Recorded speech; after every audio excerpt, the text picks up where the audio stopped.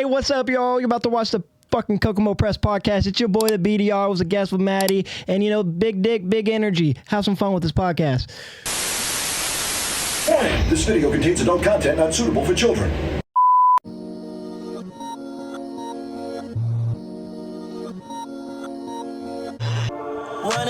Which I guess that'd be Monday during the day, but then we'd have. It also depends on the Sunday.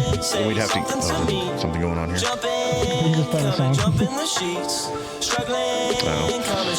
But yeah, like it's not just your podcast though. Like I have that every other Sunday, but I've got. Yeah, I always have my video shoots are usually on Sundays. That's when everybody's available. I got Seth the Mountain is starting his podcast next Sunday.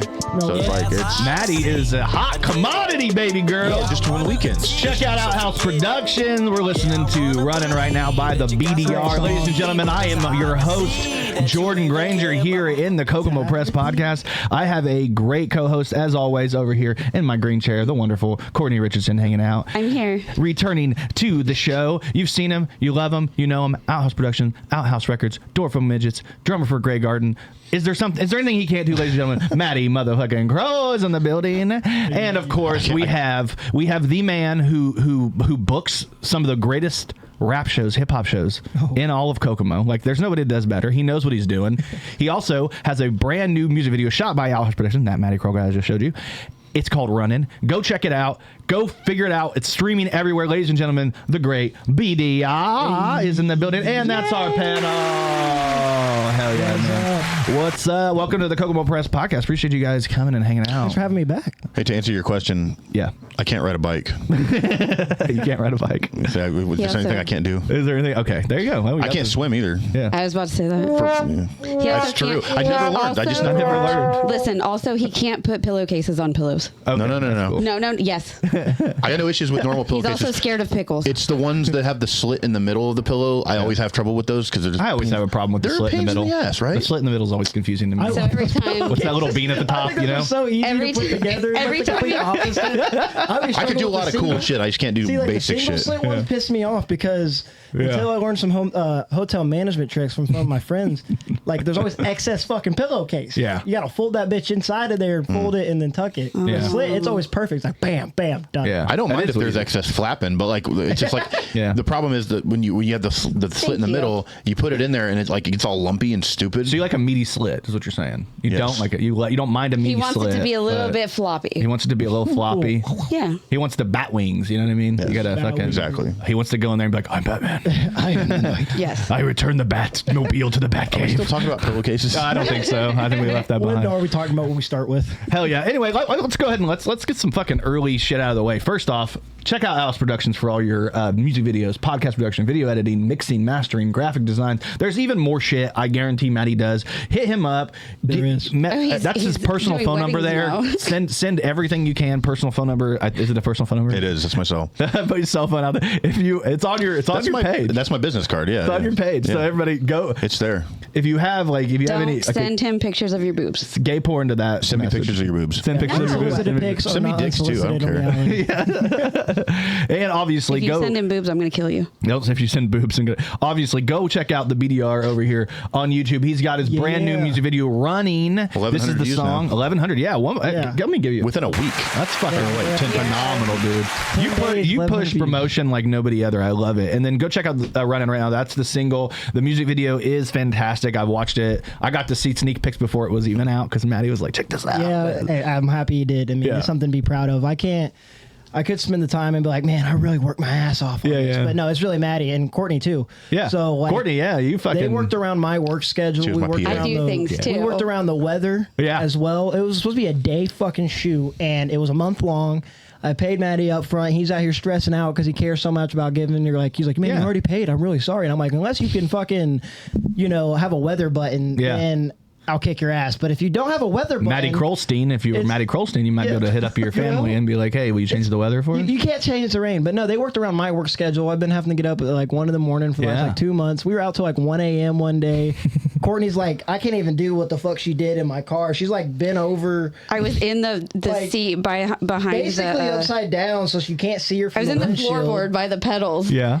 Trying to push the door open. Yeah, and she's like 4'2", so like she also had to I think you made her door, taller, so actually. did it really? Just kidding. Yeah, it was the gear shift, but Yeah. She got stretched out in the car. No, I mean that's awesome because like that shows the level of like collaboration. Like it's crazy because like we talked about. You had told me about this song. I'd listened to the song before. I'm like, oh, I like this song. It's my favorite. It's probably my favorite song by you. Like for real. Like it's very, very. It's an earworm. It's the type of song that really you get stuck in your head. Like I'll just be at work being like, I committed. I have my coworkers now, dude. I came into work yesterday or earlier this week, and there's a variety of age group. We have like there's 10 of us, and there's from 19 up to 65. Yeah. And the guy that's like 61, his name's Andy. Love the dude to death. He was like. I come in there and they're just singing the rap lyrics like to each other, and these are some country boys, man. I'll tell you what, like these are some blue collar men that I work with. I'll tell you, that's how they talk too. And like one's like a named Seth, great dude. He's very like. He's like old school as hell when it comes to being a human being, and like the most like he commands respect, like the old school man that's like super respectful to everybody, won't yell at a woman, very Christian, very blue collar, and he's like running, and I'm like, what the fuck, dude? It's an earworm, bro. Like it 1,000% is. If you haven't heard the song "Running" by the BDR, go check it out on Apple, Spotify. It's everywhere. It's everywhere. You can. But if you really want to have a real treat, go to YouTube. Look up the BDR Running and go watch the music video shot by Outhouse Productions and Matty Crull here because like, and obviously Cortni. Yeah. Cortni, little inside baseball, which I stole that phrase from you, Matty, by the way. It's inside not part baseball. of my vocabulary. Yeah, inside of baseball knowledge. Hell yeah. Because we've been playing MLB The Show. Great game. We play co-op. Yeah, Cortni is the reason that the ending is different. We had a different vision for the music video. That is true. And the night during the nighttime shot, she came up with the ending scene that you actually see. What's the ending scene? Tell us. Go watch the video. Ah, see, I like that. He's Go watch the video. You can get an idea. There was an alternate ending. If you want to see the ending scene and get an idea for the ending scene, watch the beginning of the video because there's some foreshadowing in there. I like it. It's worth your time. It's a very fun video. I love the transition. I know you put the transition up on your like. What do you guys think about this transition? I like the little sliding one. Yeah, I love so good. I have to show it off. The way that you use the bass to like kind of fuck with the camera to do that camera like that zoom. It's beautiful. It's perfect. You did such a phenomenal job. He's very proud of that one. He also did as soon as he did it. Well, because he knew people like me would be like, because it's cool. It was fucking dope, right? Yeah. And not everybody can do that shit. I thought it was really cool. I have so much fun bragging about what I didn't do. Don't brag about it. Fucking brag it up. You paid for it, dude. Yeah. It's fucking, my you paid for the name is on expertise. it, but like literally one thing that I mentioned before in a few podcast episodes. Thank you for shouting out last time I saw your, my brother Gift of Gab. Go check it out. But Gift of Gab, actually right here. Go check it out. This is the Gift of Gab podcast. Go check it out. Only 12 subscribers. He needs to get more. Let's get 50 as quick as possible. Yeah. Please, it'd be great. Yeah, I need the ego boost. But it's the wealth of knowledge that you get from someone that has been doing this for so long. Yeah, Matty will shoot himself short, even though he has the confidence to back up the work. Because he goes, you just have an idea, we'll get it figured out. We can do it. But if you actually like get invested into it in the way I did, and you crack jokes, and we have a friendship. Thankfully, I'm blessed beyond belief to say that I'm friends with everybody in this room. Yeah. You don't realize that you're spitting knowledge when you're having casual conversation. Yeah. And that's something I talk a lot, and I found myself shutting the hell up anytime Matty opened his mouth because he was always giving you some insider baseball about like how this is done. There's this rim lighting. There's stuff about the mix and mastering I can do. If I have you, literally there's running sound effects like of my feet and stuff. I did that standing still because Matty's like, let me just get some audio. Yeah, fully just live audio of me running on the pavement doing different paces. He just explains everything while he's doing it. Which is good. It's like it's very doctorish. You ever have a doctor? They're like, so what I'm going to do is I'm going to put this finger up there, and then I'm going to. They tell you exactly what they're going to do because if they veer off the path, you might feel your prostate get tickled. I think that's one of the reasons I love him so much is because like.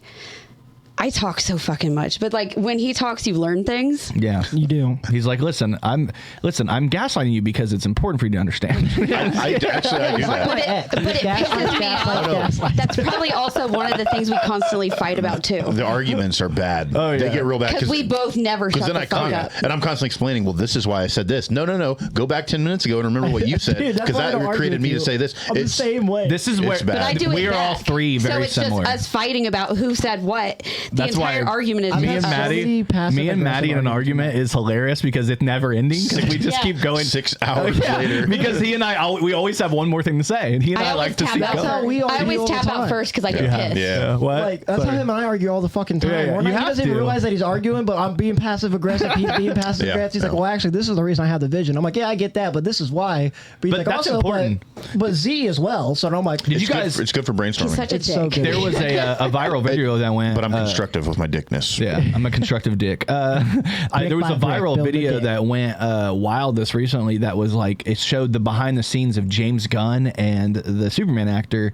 What the fuck is his name? David Cornsweet. They're like, it's during the big, I don't know, have you guys seen the new Superman yet? No. There's this big pivotal scene at the end, and it's like a really emotional scene. And he and James Gunn are like, and you watch it and you don't understand the type of collaborative nation. It's like they're arguing about what am I supposed to do here, and he's like, you need to do that, and it's like a real, like, it feels confrontational, and then he goes through and he does the scene, and it's like, and James Gunn was like, wow. Because the thing is, sometimes you have to both get out what you're thinking in order to figure out what the best idea is of those two, and then maybe collaborate them, mix them together, and then go do it, and then see what happens. And that's what happened in this situation. And it's very similar. Like, we have a lot of that in this group because we have such a collaborative group between everybody at Outhouse, Kokomo Press, like you guys in the hip hop shows, Larry the producer, BDR, Caleb, like all these people. We do so much. Like, it's kind of like a DIY venue now, like the record store, right? Like you guys. You guys have had so many shows going up, and the biggest one every single year that comes out, of course, is Harvest Fest. You ain't gonna miss this one. This is going to be crazy. 11 years in a row. This is where we're all going to be. We're all going to be here on October 4th. So if you haven't heard, or maybe you've been living under Dwayne Johnson right now, I don't know. Maybe you've been living under Dwayne Johnson. But I wish. I know, right? Don't we all wish? No, I don't like fake bodies. Fake bodies.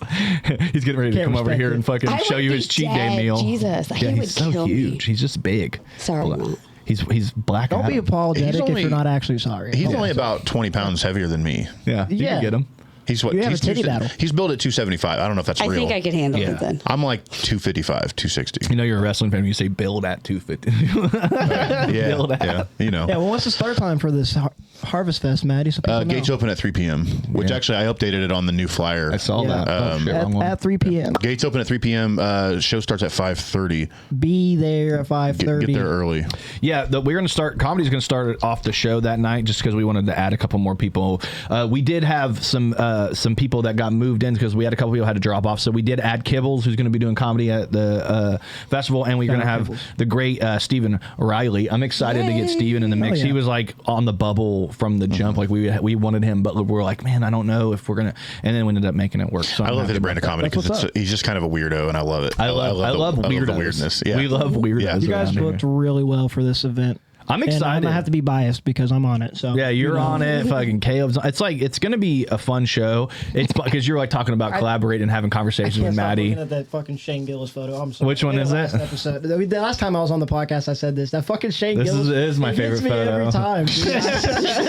I completely stopped listening to you. I gotta be honest. No, you're all right. It's the photo. I have a bunch of random reaction photos in here that I use throughout the show. Sometimes when I want to goof, and that's one of them. I haven't used it in a minute though. Oh yeah. But yeah, it's me every fucking time. Hey, you gotta fucking see. You're trying to learn. I don't want to see you. I know you don't want to see. Oh, you can see it in the. Wow. You can see us up there. Oh, behind the scenes knowledge. This is a little insider baseball. I'm just fucking with you. People, if you want to know what we're going to be doing, this is in the studio. It's like in the round a little bit. I'm a little off to the side, and we have like a up here in my corner, and there's a screen that has everything on it.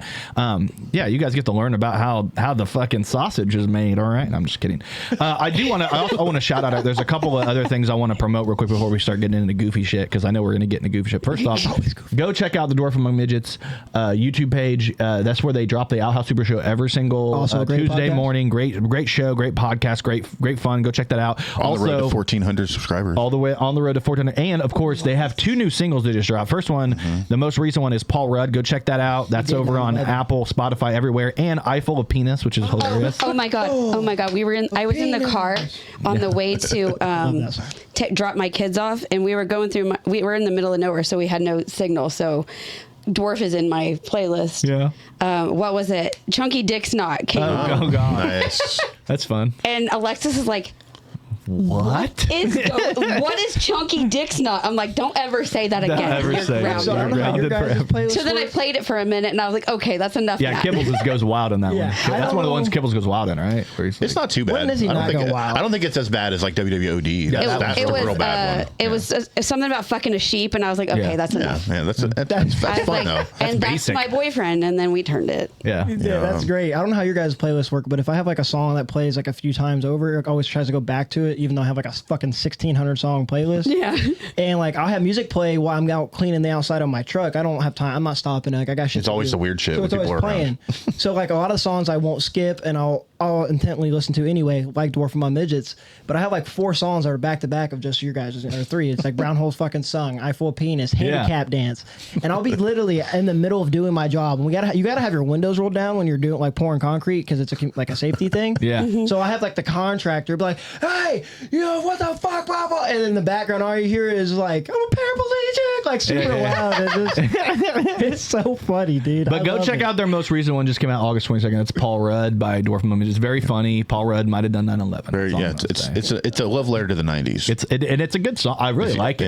Yeah. It's got a also great an feel to earworm. it. Courtney said it was. She said when she first heard the demo of it, she's like, "You're singing like Jordan in this," because it's like a pop punk song. There's a part of me that wanted to be there to like help, to help steer a little bit, because I'm like, ooh, I wanna be there telling Maddie to do this instead. Try this one. I did it by myself. he was- I did it all by It's great. myself. It's great. It It's still sounded very great. I similar love to it. your style of singing. Well, it's just that style. It's a pop punk. Yeah. It's a pop punk style. We are the pop punk. Graygarden is the pop punk, ish band in Kokomo. I mean, do we have any other pop punks, man? Not really. That's Other not a ones, whole yeah. lot. Yeah, there's not any. Pop punk's dead. No, it's coming back. Lazy It's Ranch, coming they back. do some pop punk stuff. There you go. They've only done like one show in the last year though. Yeah. But no, that it's funny enough, that song, the instrumental to that song, I actually wrote in 2008. So That's crazy. It's a song that I found recently. So I was going through my hard drive of all my old recordings and stuff, and I found it was like March of 2008, and I had my electronic drums set up. So I had recorded electronic drums and guitar, and the whole thing was basically structured exactly how it is on Paul Rudd. Yeah. And I even had, as soon as I heard the melody in my head, but I didn't record vocals to it back then.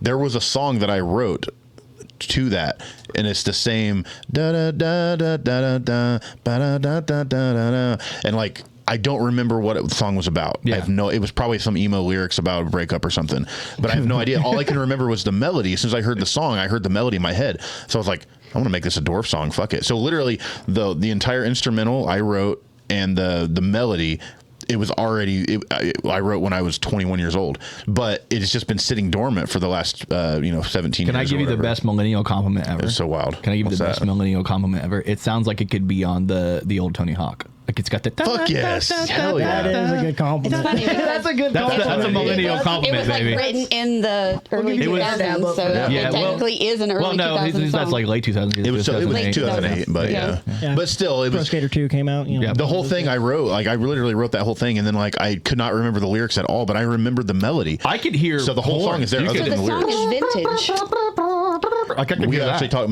Messy said that. He said, "I wish we knew somebody to play like a trombone on it." I was like, "Dude, that would be so dope." Yeah, But- we only know a Next saxophonist. time, let me know. I know somebody. Really? I do know somebody. Maybe we'll do an extra version He of plays it. trombone. No, he said, do you want to touch my tromboner? That's what he So said. that was there I was know actually, me for that one. There was a layer that I was going to add before we released it. Hey, and that'll cost you more. I totally spaced it out. Honestly, I'm grandfathered. I was going to put clean guitars on the verses, going Yeah.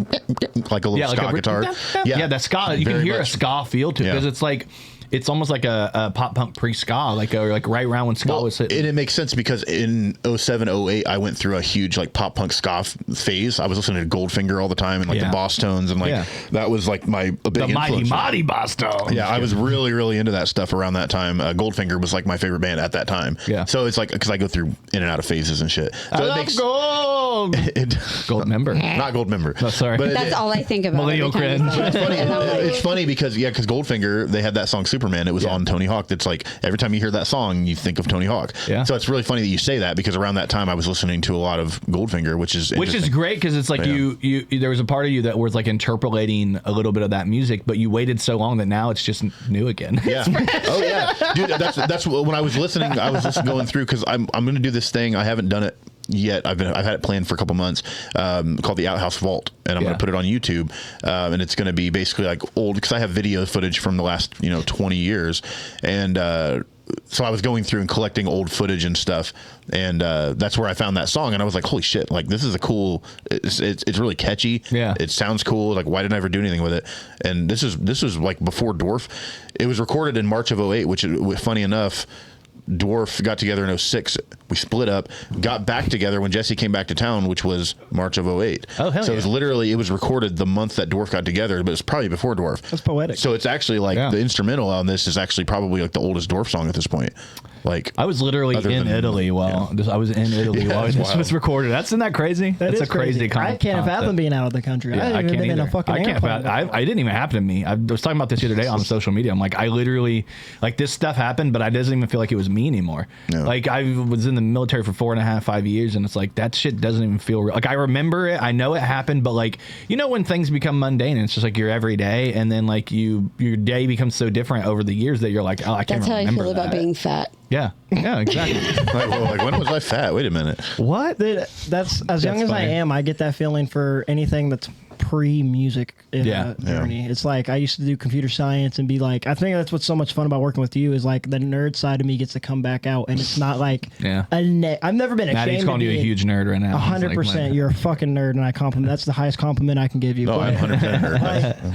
We know. Like, I never claimed to be cool. There was always like being in the hip hop culture and in the world. Like, I didn't come up with the hood. I came from a fucking trailer park like a white boy, but like I come from the struggle, but still white hood, like white being hood, a nerd, KKK. Mixing being a nerd with being a hip hop artist is so like negatively perceived. Sorry. I feel like you're fine. I'm listening to you. Make a joke for shame. I know. Oh my god. No, but I grew up in a trailer park too. Working with Matty and bringing out that nerd side, it's like the cultures combining together in a positive manner, not a negative connotation. There was one day when Cortni was like, "Oh my god, have you looked at Ricky's old profile pictures?" And I was like, "Yeah, I've seen them." Like, oh yeah, they're wild. Super nerd. Yeah, I love I'm talking green mohawk, frog earrings. Have you seen his most recent ones? Are you kidding me? Look at him. Look at him right now. Look at him in person. He's a nerd. Look at him. I love the guy. You're not hiding your nerddom. Everybody knows. I embrace it now. It's that left brain, right brain thing. Maddie and I've been cursed with that. Maddie's been one of the few people I've known forever that's been cursed with the same right brain, left brain that I have, which is like somebody who's creative but also processing, like a creative processor. We're like a weird like computer process, and it seems like you have that too a little bit,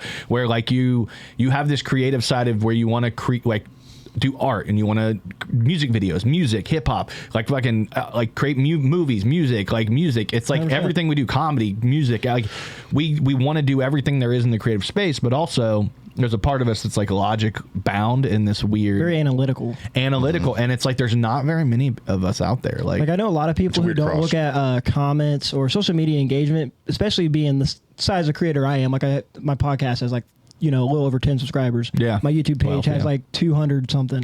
Like people get burnt out and down by that. And I'm like the complete fucking opposite. Yeah. Like, if something bombs, I'm like, I know that was great, but what did I do wrong? It's like, how did I present it wrong? Yeah. It's like one of those things. And then like coming from a computer science background, I'm really in tune, or used to be really in tune with coding. Yeah. Like doing coding robots that are autonomous and literally, ironically enough, are autonomous and they find the middle of an arena no matter where you put it, or building my own video games. That was my initial passion, was to build video games and be a video game tester. Yeah. So like I have this like, and one of the cardinal sins is you're really not supposed to code before you logistically think it out.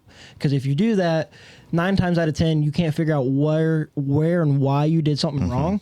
And it's more than just sometimes, and it's normal times it's as simple as putting a semicolon or adding an if statement or something. But if you break it down on a piece of paper before you do that, like if Jordan farts, what's the sound that's going to be made? Is it going to be, is 1 going to equal Y or is 1 going to equal N? Like whatever variable and stuff that you create. So coming through that and breaking it down. That's the sound I decided. That's what people fell asleep during the podcast. I'm sorry. No. That's me whenever I'm farting. I have also done some video game design, so I understand exactly what you're saying. Analyzing it through that lens and then bringing that to the comedy scope. and the music scope, because I've been working on comedy on the side. Eventually, when I get some time off, I'm going to be at an open mic, by the way. Yeah, I'm excited. I'm excited to do that. I got to show a little bit of fun side at hosting, but looking at it through that lens, it almost creates a creative restriction. Yeah. So you have to break that restriction while implementing that method. And that's like a process that I've went through. It's just like learning music theory and writing. It's like a lot of musicians. Fucking nerds, right? Fucking nerds, dude. It's like, okay. What are your thoughts on this, Cortni? I don't speak Spanish. No, hablo español. Mexican kids, No. It's in like our band, I've been trying to get the guys, Jordan and Jeremy, to learn a little bit of music theory. But like a lot of musicians think, if you learn music theory that you're going to stifle your creativity. But it's like, no, you have to find a balance there. And it's the same kind of thing. Music theory helps, but you don't want to lean on it as a crutch. It's just like you're saying, you look at things analytically, but you don't want to stifle your creativity with it. Yeah. You're constantly bouncing back and forth of analytical, creative. I hope at some point that I think Jeremy's it's like an old dog new tricks type of thing. But whereas you learned it slowly over time. You also you have this different. From my perspective, you have this different approach to music, because not only do you play multiple instruments in multiple bands, but you also record and produce and do a bunch of, and you have to think about stuff like that. And I feel like it does put you in a little bit of you can engross yourself a little bit more, where Jeremy and me we're just like play music good. And then there's also part of me that's like, I take that energy that I could probably put into learning music theory, and I put it into how do I make this lyric mean something outside. I put in a different but it's the same thing though. So it's like, it's very similar. It's like when you're writing lyrics, it's like, okay, it's like learning poetic method, like learning alliteration and assonance and the different things that you put into the technical writing part of it. And it's like, that, but it's just in the back of your mind when you're writing. It's not like you're leaning on it, I need to make this blah blah blah blah blah. But I'd be leaning in, bro. Well, no, okay, well you can. That's what I'm saying. Yeah. Music theory is exactly the same. It's like, it's there, and it's like, but you don't want to just use that to do it. You want to do it with that in mind. And it's like, because it's a tool. It's not a. It's like using AI as a guide, it's not a rule. It's a tool. Right. It's a brainstorming the way thing. you It's a do tool, anything, not a rule. honestly. It's the way you learn how to do anything. When in writing, I don't know. Yeah. It's like you learn the basics. Same with doing the photography stuff. I've been watching videos of little tricks you can do to make things look this way. When you become obsessed with it, it's when you become obsessed with it in that way, you start to watch videos of technique, and that's kind of like when you were talking about earlier about Matty kind of putting you on game and the insider baseball type of vibes and stuff. He's watched probably thousands and thousands of hours of YouTube millions, because YouTube tutorials, it's crazy. People like to downplay that shit, it doesn't matter, but you can learn. There are people that put production value into YouTube videos that you're not going to get on I feel like as a on network TV. I got to professional gaming level at one point because of my buddy Michael, who does it for a living, and YouTube videos. Yeah. Watching other people who weren't actually pro gamers talk about what they see other pro gamers do, and then watching pro gamers, I'm a visual learner. I'm a kinesthetic and visual learner. So watching the professional people upload the tutorials and provide the why behind it allowed me to take that next step when I was on that journey of gaming. Yeah, it's all about the why. YouTube is so powerful. I literally I don't watch TV. I watch YouTube. Yeah, same. I mean, seriously, I think that's most men I know, which is crazy. Which is weird because it's weird for still being called a kid because I forget how young I am sometimes. But that's no bullshit. I grew up on YouTube. I still have grown up on YouTube. There's not something about YouTube that you can't tell me, other than maybe what YouTube can tell me that I never. Oh, really? You want to talk about some chocolate rain right now? We can talk about. Don't talk to me about some chocolate rain. I love YouTube. He did the look away. That's how you know he knows it. Yeah, because he breathed over there. Yeah, it's hilarious. But bringing it full circle is learning these things and stuff is almost like knowledge is a powerful tool and a curse. Yeah. Because when I first started doing music and I dropped Mixed Bag of Emotions, and there's a lot of flaws in that, there was a level of fun that I'm just now getting back to the point of being able to recapture, because I had a level of ignorance to stay confident and thinking that this was the quality that I thought it was versus what it actually was. When you get old as me and Matty, and now I'm trained and I'm still learning, and I'm going to have to when go. you get as old as me and Matty, I know it's got to be a cycle because I know there's so much I still don't know. You're gonna do things tomorrow that are your favorite thing you've ever done. Shit a week later. No, not even a week. You'll look 10 years later and be like, what the fuck was that? But at the time, it was your capacity. You were at peak. That's you what's put as much as you knew. Well, like Markiplier, a YouTuber, he's very big. He's like, yeah, like I can do so much. I'm making a whole movie right now of like literal top production. You can't get better than this. And I've made other projects, and this isn't nowhere near as good as it, but I appreciate these projects because at the time, I know I always put my best foot forward. Yeah, as long as you're putting your best into it at the time. As long as you can see that you can do better than what you did instead of stopping, and you have to continue to learn to do more things. Yeah, and I think what you learn, though, is like, you lose the fun for a little bit. At least I did. Like, music became so business oriented because I started making music for what people I thought they wanted to hear. You stopped challenging yourself. No, I challenged myself in a negative way. In a bad way? I felt like because I took away, like City of Verses is a prime example where if I was in the mindset I am now and the music that I'm making right now with my brother for Harvest Fest and the knowledge I have now, I think I would have finished higher up because I'm making the music again for me. Yeah. But I think that's important. I brought the fun back. I learned how to digest the criticism and the knowledge that I had and that I relearned in the process of City of Verses, not only from the judges, but as just being a You hear this from a lot of artists, especially hip hop artists. You lose fun in it because you're like, oh, I did this wrong, and I know how this is going to be received. That's the now. CBG and 2 White both had a song called "Back to the Fun" because they got to the point where they released that song. E-Rock's on it. It's one of the best songs you'll ever hear. Yeah, pisses me off. I love that song. They haven't released it yet. No, that's on. Far as been told, and I called them out actually today on my podcast. That's funny. That's so funny that like CBG and 2 White have been working on an album for an extended period of time, and they don't have a release date yet. And as a fan of their music, and also I saw 2 White said he's going to release his album, but what's going on with their joint album? I don't know them well enough to speak on it to tell you what's going on. I just know that I've been told that they have an album, and that song's on that album. Dude, I did a whole podcast about that album. They never released it. Yeah, as a fan of their music, it's something that you got to see. Those are the two finalists of City of Verses. Like, I want to see a projects. Yeah, you know what I mean. They're homies too, and they've been homies. Yeah, they're just so talented.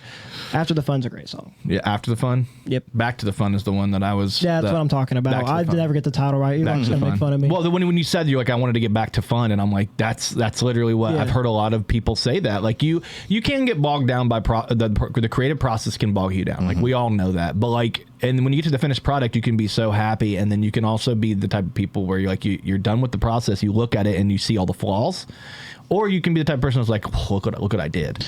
I think it's a cyclical thing. It's how you grow as a creative person. It's so going back to my what I was talking about with music theory. It's like, okay, when I first started writing music, it was a lot of fun, and it's super fun. And then I learned a little bit of music theory, and for a little while, since I had just learned it was dictating what I was doing creatively, and it took away some of the fun. Yeah, but that's the whole point of it, though. Then eventually you put it in the back of your mind, and you have that as an internal thing, and then it just kind of becomes part of the creative process, and then it becomes fun again, and then you learn something else. Yep. And then when you learn that other new thing, all of a sudden it's new to you, so you have to focus on that. So then whatever, and then. Hi, it's Sean D. If you enjoy the Kokomo Press Podcast, you should come out to the open mic at the Highmark. That is 3840 South LaFountain Street in Kokomo, Indiana. We do 15 spots on every open mic. You could sign up on the page. You could sign up there. Sign up start at 7:30. Show is always at 8. You'll see people like Michael Howard, Brian Allen West, Jordan Grainger, myself, and you'll also see people from all over Indiana, and we've even had people come from further. Please come out, check out the open mic. If you feel like trying out comedy, this is the place for you. Thanks, guys. You kind of plateau again, but then eventually once you can internalize it and use it as, whatever, then you grow more, and then you learn more. It's constantly going. So in other words, that's a mouse tool we can use for later. Like exactly. Yeah, I honestly feel like you're welcome, Cortni. There was probably a little bit of time where I probably did lean on, like, as far as writing, as far as music theory and stuff. Perfect example. Have you sang yet? That's it. No, yeah, we'll get there. Perfect example of this is when I wasn't having fun for a while writing music because I was learning music theory, and it was like maybe it was just a mistake learning extra stuff because it's not fun anymore because I'm not just whatever, just willy-nilly in it. But then I got to a point, the moment that I realized that I had internalized it and it works perfectly is Brown Hole Sun. That song so much. I use my knowledge of music theory to write that song. Ladies and gentlemen, this is a song about butt stuff. It's a great fucking song. But I would not. But I have my creative breakthrough. Musically, though, it's a great fucking song. No, I'm talking strictly musically. If you ignore the lyrics, musically, that song is incredible, and I'm not going to be the one to not say it. The chord progressions, the way it changes, the build up, the dynamics in the song. That was the first thing I said to you about that song that I loved about. Yeah, that song. and it's literally if I hadn't learned the theory behind it, I wouldn't have been able to write that song. Yeah. That's not something I could have learned that I could have written on the second Dwarf record. You know what I mean? But at that point, I knew that I had internalized it because I wrote that without thinking about the music theory. But it helped because I had it internalized. But honestly, musically, it might be my favorite song I've ever written. Yeah. You know, as far as just musically in general, you know what I mean? It's so, I don't know. See, the mistake I made was going through the process of internalizing it and then not allowing myself to still. It took away from my ability. I allowed it to take away from my ability to write music for me. That's the reason why I got into music. Was it became? I was like, I've always been anti-therapy for honestly no full real reason. There's nothing wrong with people going to therapy, but I've always felt like if I can't figure it out myself, then I need to figure out why I can't do that. Yeah. Because I always feel like there's it's morbid, but there's always going to be. I always feel like there's going to be a point in time in life where everyone that is there for you can't be there for you because they have life going on. Absolutely. And I'd rather be the soldier people can rely on than be the opposite way. So it was like, I got to figure this out myself. So when I started writing music, it felt like a way to express my emotions rawly, however, what a fucking proper word that is. Raleigh. Yeah. Raleigh house. That's what I'm saying now. I'm so it's our city. It's our house. Yeah. It's the Raleigh. I don't know. Either way, we're sticking with Raleigh, new word, making it up. But like, it was a way to get my emotions out. When I went through my breakup, I found myself not going towards the pen. I found myself harping on, someone wants to hear a song about this or that, and then using the tools I learned versus I want to write a song about this. How can I use these tools to help me make it more creative? Well, that's when I say internalize, what I mean is internalizing it like it's not on the forefront. It's just in the back somewhere, and it's there to pull from, but you're not like leaning on it. Like you said, it's a tool, not a rule. It's a tool. I was able to turn it into a tool once I realized I can write music for myself. That's comedy. I mean, it's the same. I mean, it's funny because like it's the same with anything creative. There's processes. Like I feel like a lot of comics nowadays feel the pressure to put clips out of themselves like a year, 2 years, 3 years in, and you're so young that you have no idea that what you're putting out there is not good. Like it's not good. Like I've had this problem. I've had this problem myself where I put out early on in clips and stuff where I'm like, man, I should not have put that out there. Like I was talking to Sean D about that. Everybody knows Sean D. Which shout out to Sean D last night. He did Don't Tell Comedy in Indy last night, which is like a national show. Like he did he did a Don't Tell show last night. Did a great job. Very proud of that dude. He's been putting in the fucking work. He's hilarious. Very happy for him. But one of the things we were talking about last night is he was like, man, if I could go back, I would have never put Grandma up on my TikTok. And part of it's because it's his closer. It's his big thing. Yeah. And it's like you don't learn these things until you've been around. And when it comes to any process, whether it's music, whether it's production on the camera side, like doing videography, or like even with like taking pictures, like you started taking just pictures with the camera. In the beginning, you were just like, I'll just take pictures, right?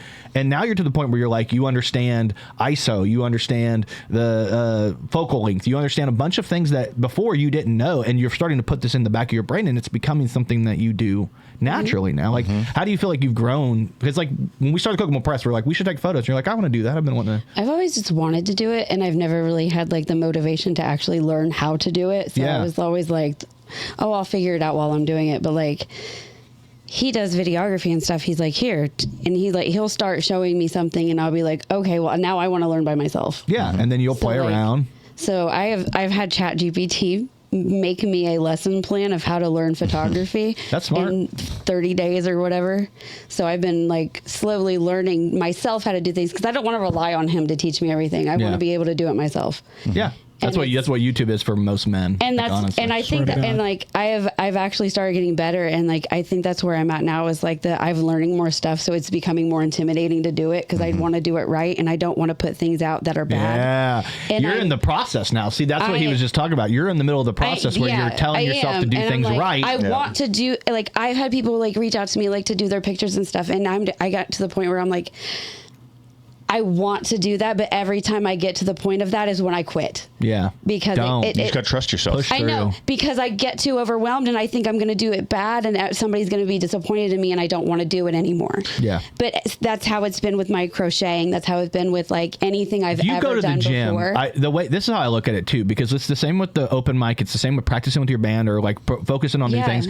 Every single week, every mic, I know it's like, it feels like a little bit repetitive and it's like you're just taking pictures. No, it doesn't feel like that to me. Okay, good. And no, good. Because every single time I'm learning to do something else and I remember like the lighting has gotten better. Like every single week I feel like it's getting a little bit better because I'm learning more. You're going to the gym every week. Like you're working out. I don't want to get to the point where I'm out because I don't do stuff outside. Yeah. So I don't have the practice to do stuff outside. That's the one thing about not having the patio and doing the patio, because you could have gone all summer learning to do it outside. I know I have the confidence to do it for myself. I don't know if I have the confidence to do it for someone else yet. Keep your prices low in the beginning until you build up that confidence, and then once you do, like fucking jack them up. doing the bands. Like I love doing you guys, but when I do other bands and stuff, I'm terrified. Like the first time I ever did photography and got paid for it for the band, I have not seen them post one picture. So I've been like in my head since then, like they were bad, they hated it.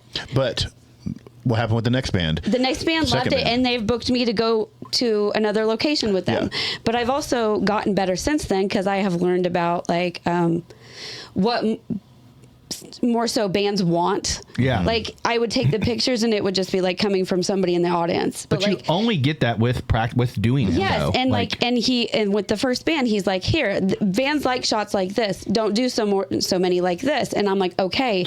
So when I'm doing them, I'm trying to do them more creatively and like fix the lights and like look at the like background. The last photos you did were fantastic. They've been great. The for best that you've done. You're getting to the point, Cortni, where like if you have any self-doubt, it's literally on you now, because like you are getting good enough that you can do this. I even told her like a couple days ago, I saw the pictures from this past open mic, and I told her, I was like, whatever you did with that lighting, it looked amazing. Which made me so mad when the other light went out, because I was like, I know what I'm doing now. But it was like, and we used that light, so then it was reflecting off the ceiling, which was perfect for most people. Here you go. Here's an example of a photo of Adam Gardner. This he looks was phenomenal. Wearing a hat, so the light was shadowing on his face, and I was like, fuck, I can't go change the lights. We have a lot of people that wear hats that are mics. Let's be honest. But here's one. I didn't think about that when doing the lights, but that's something I know now. Lighting is like 90% of photography and videography. People don't realize how important lights are. It made a big difference for the music video. 100%. Like but look, these look great. These look phenomenal. They look. Here's another thing. You have no idea how. I mean, look at this photo of Sean. This might be one of my favorite photos you've ever done of him. Here's another thing you might not think about though when you release stuff is like you're releasing those photos and you're like, oh, I know about the hat and the lighting. As a casual viewer who wants to see good photos and you can still not have the knowledge that you have on photography and still see the progression. I'm not worried about that fucking lighting and the shadow on his face. I want it to be good. But then I don't see it. But in return, that doesn't mean that that's a bad photo. You know what's funny? You see what you can improve on, but just because if you get an A+ and you're shooting for an A++ doesn't mean the photo is not an A+. Yeah, you're always going to be your biggest critic. And people, welcome to the creative world. And the thing is, one thing I stand on, you talk about not releasing old stuff and people regret doing that. I intentionally have my first ever song ever made, and every song I've ever actually fully recorded, I released every single song, fuck ups included, because people like drama, people like a story. They like the progression. And they also like to see a hero. So when I fuck up a lot, i.e. City of Verses, and then I come out and drop Running, Just a Man, have a show coming up, do a whole ass music video, you see the comeback. Well, you got out of your comfort zone for that though. You get but and that's important too, because that puts you is what I'm getting at. But it puts you somewhere where you've never been before, and then you have to fight your way out of it. That's a good thing creatively, regardless. Like I've seen people do like 48-hour terrible fun process. Film like the Master Hunter video is a perfect example. It's something you've never done before. Like at least as far as I know, you've never shot that type of music video. Yeah. But then you do that and it gets you another music video because it's so good, or it gets you a movie because it's so good. Like the Hex. And it's like when you notice these things that you build upon over time creatively, you get way better. Cortni, like the fact that earlier you're like, well, but I don't notice that. You don't think you notice it, but you do. Because when one of those photos that I just showed you pops up of Cortni and you see how crisp it is, you start to think in your head like, damn, this photo looks great. But if you go back and look at the first photos, you would have said they looked great too, and they did look great. Yeah. But the depth of field, the depth that you're able to capture with the lighting, the depth that you're able to get in a photo now looks so different. And it's the same with videography. It's the same with anything else. The depth has changed because it went from being almost like one-dimensional to now your photos are 3D. See, all Matt, Like, it's And you all get to see Matt, the progression every week. Yep. Watch things Matt Dedicini has and then taught watch my me- music videos. There you go. he's taught me about lenses, and he's taught me about the ISO and everything else. Everything else I've taught myself. Yeah, no, the f-stop and That's how you do it. Yeah. different things. You, yeah. you get a jumping off point, and Yeah. then you take from there. That's I how like I got that. started. Caleb showed me. Actually, I'm the one that kind of helped my brother with like the social media side and Yeah. recording music. He comes to my studio when we record stuff. You know what I mean? Yeah. It's not the other way around. But he's the one that got me to start doing shows. Yeah. He hit you guys up, showed me it was possible. Sometimes you just need a little push. I think that's it's what always it to get is you now. started. Is I have something that other people are encouraging me to do, and everything else I've had has been kind of like Validation. me trying to- Self-motivation. It's me trying to do it myself and having other Self-motivation, people yeah. The that, worst that thing you tell can me do like, is self-sabotage. and I do, and then I have them be like, "Shut the fuck up, you're stupid." So why don't Yeah. you self-sabotage like publicly? You know what I mean? Like if you're going to self-sabotage, don't let it be where it just falls off and all of a sudden Cortni doesn't do what she needs to do.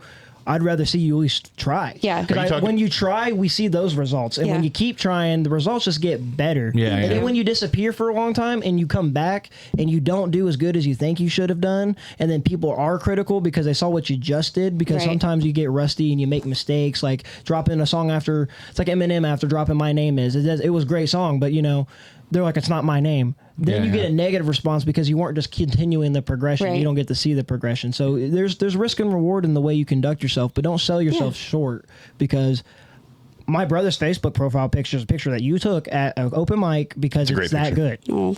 You And know it's what I not mean? just that one. There's a million people. There's so many Almost profile every pictures. every open mic artist that comes there as a comic to Kokomo Press, their profile picture is a photo Yeah. that you took. Yeah.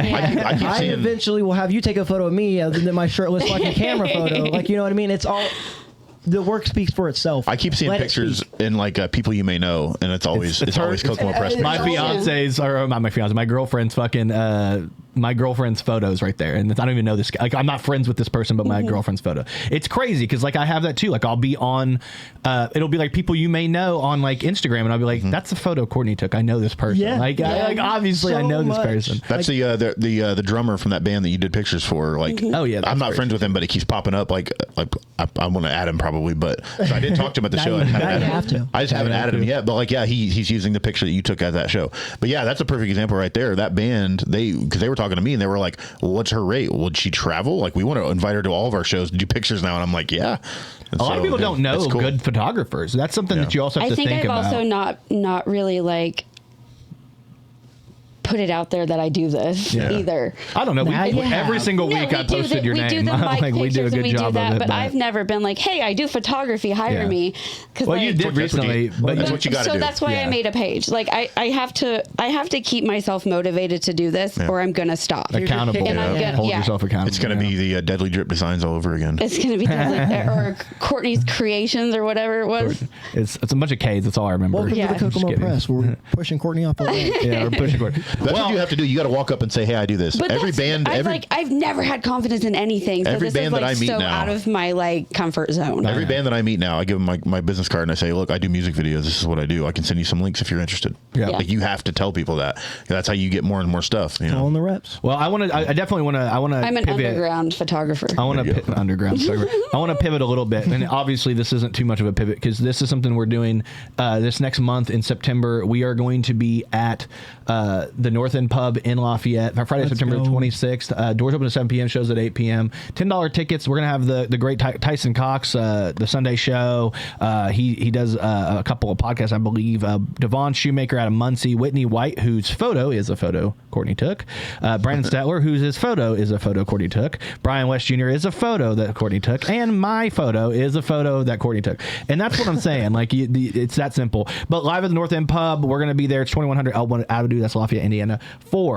47904. Come out on Friday, September 26th. Hang out with us. It's gonna be Be fun. there. It's the second show we've ever done there. We're still trying to build something there. Once we get into I'm hoping to get more people in there because we're like, Brian and I are like, man, we got to do the first two because we have to establish Kokomo Press. But after that, I'm hoping we can get like maybe just one, like maybe have Sean be the host and then Brian and I just do production and then we just get a bunch of new names. But right now we're trying to like establish Introduce something, ourselves, introduce yeah. Kokomo Press and build a brand there where they know it, kind of like the Doom Room. They're known there because they do such a fantastic job. I will say this. I was at a show at a Doom Room show. 13 Gallon played, and I filmed for him.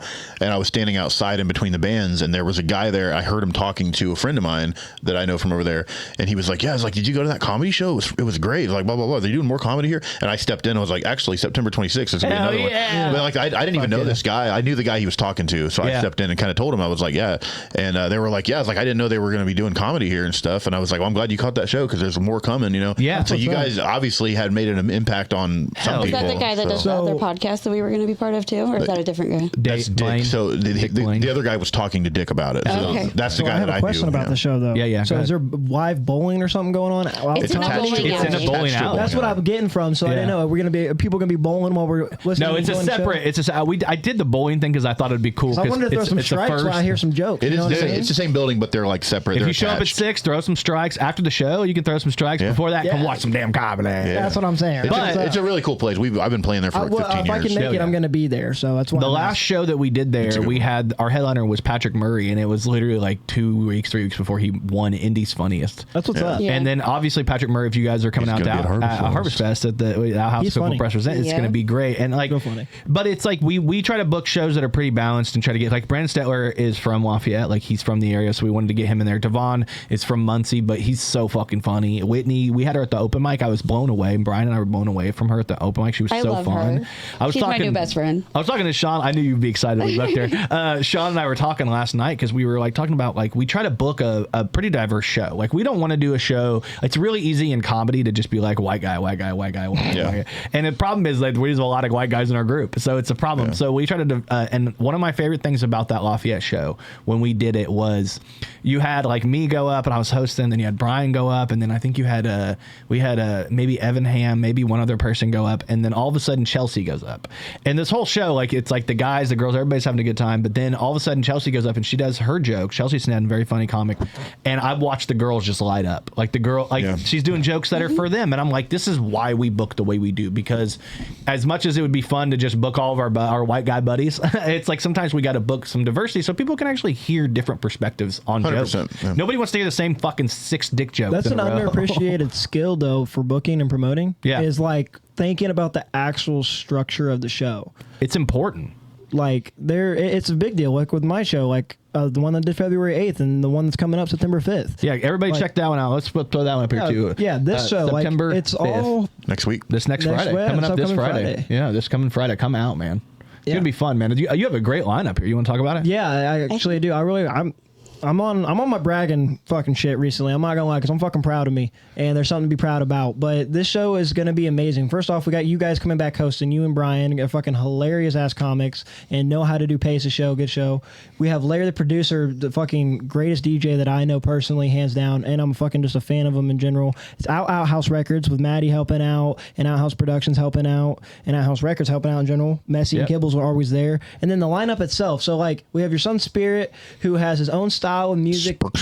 You know, I don't like using other artists to compare them to give you a side, because all these artists are their own artists. They sound like themselves, but he kind of has like a Juice WRLD vibe, a more new school vibe. So there's people, and he's what, 14? Yeah. 14. So people who are 14 can come out and enjoy this show, have a good time, relate to the story that he's trying to tell. Dr. Strain, he's a 23-year-old man, and he has a kid and a wife, and he's just recently married, and he's a blue-collar guy. He has his own style of music. Then you have E-Rock, who has his different background. He's a father of multiple kids, and he's in his late 20s, almost 30s, and he has his demographic that he's talking to with his style of music. Fat Jace, 28.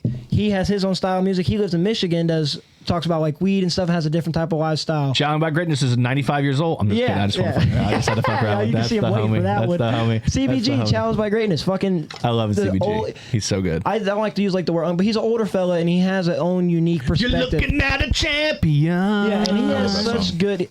So swag's just like a corny, just a word for like people call it a corny word, but honestly, that's how I describe him. He's just he's smooth. He's velvety. Smooth. And then you have velvety. me. You have me. I'm a 23-year-old fucking blue collar worker, and I have my own style too. So concrete. And I pour some motherfucking concrete. I pour some concrete, man. You never seen nobody pour concrete on the street that we're on right now. The tickets are $8 right now at Shop Outhouse. Go get them right now. But if you show up at the door, they're $10, so you can get $2 off if you get them early. Get some merch. Kids 10 and under are free. But I will say, and Courtney, let them know right now, kids are free, but You have to watch your fucking kids. And it's not a kid's show. There's going to be cussing, and there's going to be stuff. And all these artists have such a different range. Do not bring your children in there and just let them run wild. Yeah, watch your kids if you bring them. If your kid goes on the stage, they might get kicked. I'm just letting you know. Yeah, we don't condone child abuse. We but, did at the last show. We did have. I don't like being a bitch, but I have to. I'm a Richard, and I'm proud of it. Enough, all those kids belong to the band that you did pictures for. Yeah, which is hilarious. I don't give a fuck. They paid me. No, I mean, I think mostly it just comes down to the fact that, like, did it happen? Yes, then obviously. I think the gun guy was on stage. It was a very interesting situation because, like, some girl was running a merch table, and all of a sudden she's like, there's just a fucking kid. This kid was there, and the kid's parents were nowhere. They were grandparents. One of their parents were on stage, and their grandparents were supposed to be. It's just one of those things. Kids are welcome. We're gonna have a good time. Kids are welcome. Watch them. Just watch your kids. Please be a responsible adult. It's not a big ask. It's like saying don't go to jail. I'm not gonna watch mine, but you guys gotta watch yours. Yeah, watch your damn kids. Mine watch each other. It's fine. All right, well, give me 1 second here. We're actually going to take a quick break. I have to take a piss. This never happened before. What? I don't think I've ever seen that. I actually have to pee. What? It's the first time Courtney, you get to in be the mad at him history. now. Actually, fuck yeah. No host. I'll just let you guys go. We're just gonna go. What All the right. hell? I'm gonna switch seats real quick. No, I'm just kidding. I ain't doing that. Yeah, we shit. host our own podcast, so we can do that soon. Guys, welcome to the fucking commercial of the Gift of Welcome to Gab. the My name Cortni is the show. BDR. We got co-host Excuse Matty, me. and Courtney's here Hold on. producing. No. This is not the Gift of Gab. This is the Outhouse Super Show all of a sudden. Oh, And yeah? I'm here with my co-host, we're back Courtney, at, and my guest, BDR. No. We're fighting for this title right now. I don't think so, guys. Oh my gosh. You don't think so? I don't think so. What's your podcast So name anyway, then? as we were The talking, Kokomo Press. Oh, shit. You're right. You're here. Yeah. yeah. Well, you got a host. You got to ask some questions and stuff. Yeah, if you're the host, You now. run the show. So, fuck, marry, kill the Muppets. Which Muppets? There's lots. There's Like lots of the them. normal Muppets, like the Muppets. The normal Muppets. There's so many of them. There's a lot Fucking more Kermit. than just 3. Kermit and out of all of them, which one would you fuck, marry, or kill? Oh, okay. You gotta fuck Miss Piggy. Fucking Miss Piggy, yeah, for sure. You're gonna marry Kermit. I'm fucking Animal. Yeah, he'd be fun. I'll kill Animal. He gets to be at least part of the list. You're gonna kill Animal? I don't know. I Miss might Piggy and Kermit for the win, baby. I might marry Animal because he could be a drummer for my band. Ooh. Yeah, but Kermit's just got the swag. Kermit's Kermit's got the swag, but I'm marrying Gonzo. oh, there you go, Gonzo. Yeah, So Jordan, who would you fuck, marry, kill for SpongeBob? SpongeBob? stupid. I'm SpongeBob. I apologize. What the hell's this? God damn it, Jordan! Get your shit paper out of here. Oh no! Don't pull it out. Tuck that shit. We're doing Fuck, Marry, Kill with the Muppets. Fuck, marry, kill with the Muppets. Muppets. I got to think. We're thinking like I know. Kermit. I said which one, and Kermit, she said Miss all of Piggy. them. And Out I'm of all of them, yeah. Kermithy Frunk here. I'm going to take. It's not. I'm killing easy Piggy. Being green. I'm gotta killing fuck Piggy. Dude, I'm fucking Piggy. Yeah. Like, were you kidding me? They're all fucking That's what Miss we You know both said she's too. wild, dude. You know she's a wild in the sack, dude. I feel like she's one of those people that think she needs to be wild, so she's just like. Never mind. I very, changed my like- mind. I'm fucking Snuffleupagus. Oh, there you go. Because that nose is going to my ass. It's already brown. I know what he used it for. I'm marrying Gonzo. Gonzo, okay. Gonzo journalism, maybe. Gotcha, gasm. Yeah, they fucking. Anyway, yeah, I had to do a toilet paper gag, like a toilet paper. You're gross. You say it's again. He wants to say it's like. It reminds me of CBG's Let's fucking keep you in music the video room. in City of Versus. That was so funny, He's dude. shitting on the competition. See, that's my thing, man. Like, I feel like that thing was very much like build for those guys. Like, that was perfect for them. CBG did amazing. You're still young, and I feel like it's something that I feel like in a few years you're gonna be like on top with that type of shit because it is. Give it It's less one than of a those few things. years. I'm talking like next. Oh, next he's season. like, I'm coming. Well, I do. I like the confidence. I don't. Fuck, marry, kill. I'm going. Marry Kermit. He seems very like See? reliable. This I'm is gonna my kill Snuffy, and I'm gonna have sex with Piggy. Yeah. See, for I sure. killed Animal instead of Snuffy, but that's So I the only married difference. Animal because like he's a drummer. It'd be fun, fucking it'd be fun to Animal. hang out with. You're fucking animal. I wonder why. Maddie. Like fucking. No, it's awesome. Have you guys heard this? This is a new thing that I heard about recently. You guys heard of Shrekking? You guys heard of Shrekking? Shrekking refers to a dating tactic where you settle for someone who doesn't meet your standards, especially when it comes to physical appearance. Yeah, I've They done that. literally meet Yeah. each other's standards, though, so I don't understand. Yeah, I'm Took into you a that. couple seconds there. Bro. I'm kidding. the Shrek You are color. wearing like Shrek colors today. So. Yeah. Get out of my swamp, Courtney. I just find Fiona that funny today. because they You're fell in love with prettier each than other regardless of like content of looks. Yeah. That's like the complete. That's so fucking. That's an oxymoron if I've ever seen one. No, actually, if you noticed when he thought she was going to turn into the beautiful, he was actually kind of like. Remember when she turned beautiful and he got all weird about it? Like, damn, man, I wanted an ogre bitch. You know what I mean? Like, it's like it'd be like him fucking a cat instead of his own like species. Exactly. I have a It'd be confession to weird. make. He fucks cat. I'm your fool. All right. I hate Shrek. Yeah. I don't like the movie at all. Yeah. Sorry. Mike Myers is great. You could have kept He's that such one a to little yourself. bitch. I just don't like it. I'm sorry. Maddie's starting He's drama in a for nothing. family You full just of had to people hate that on love one. Shrek. I know. Well, they talk Maddie's about Shrek all not the an time. all-stars. All I'm I hate Shrek. I hate the Minions. I hate Minions. What? Fuck Minions. Oh, Let me be clear. Don't bring up Minions. Let me be around clear. I love the Somebody Minions. once told me. No, I'm just kidding. All right. Hey, I love Smash Mouth. I know. You know, nothing against Hey, you. I now. love the Minions. I love Shrek. Hey now. You're also like a child, so. Yeah, you were. Yeah, that shit came out when you were little. No, my favorite's Lion King. Don't be You're disrespecting 24. me. Oh, I love the 23. Lion King. 23. Yeah, When do you Lion turn King's 24? Next year. Next year, what month? April. Wait. Like a Lion diamond baby. King and You're a Capricorn? DreamWorks are not the same. Nope. You're Capricorn? Nope. I knew it. I'm an Aries. I knew it. You don't get my sign wrong, man. You're an Aries? Isn't gotta make sure Capricorn I'm like compatible. December? As soon as he would said you not- Aries, it went turned red over there. It was like, Yeah, fucking, exactly. it came It out fucks here, up. now it's pink. How would you not see him as an Aries? No, the joke. It's that's okay. the I joke. got her to believe It's I was a different sign when we It's not first even my started. joke. It's It's not a joke. What's his name? Eric Andre does the joke where he's like, "Were you Capricorn?" They're like, "No," and it's like, "I knew it." I knew. It's just making fun of it. You Kimball guys- made a joke on the Outhouse show yesterday, literally like something like that. We were talking about something, and he's like, because it was Dave's birthday. Yeah. He was our guest. Kimball's dad was a guest. Hell yeah. And his birthday. Think of the sunshine. Check him out. His birthday is the 30th of August, and Jesse's is the 25th of August, and mine's the 20th. They're like all 5 days apart. And I was like, yeah, I'm a Leo, but I'm the only Leo that's born in those because it like cuts off right after me or something. And Kimball said something like, yeah, I'm a Capricorn. I was born in April. That's weird. So it's weird that it was almost exactly that same joke, but in like a different order. I don't know. He said, "Oh, man." So you guys were Leo to Capricorn? Yes, exactly. It made no sense, but yeah. Leonardo to Capricorn? Did you know This is why that she takes the picture. Leonardo DiCaprio was? I just stopped listening at some point. She does. I just don't listen to What do I need to know, Maddie? You gotta. Did you know? I found this out yesterday. There was this documentary that we were watching at the shop about True Lies, the movie True Lies. James Cameron, you know who he is, yeah? Yeah. The guy, movie guy. Avatar. After he made Terminator 2, that's a big one. Yeah. But right after he made Terminator 2, he was on board to make a Spider-Man movie.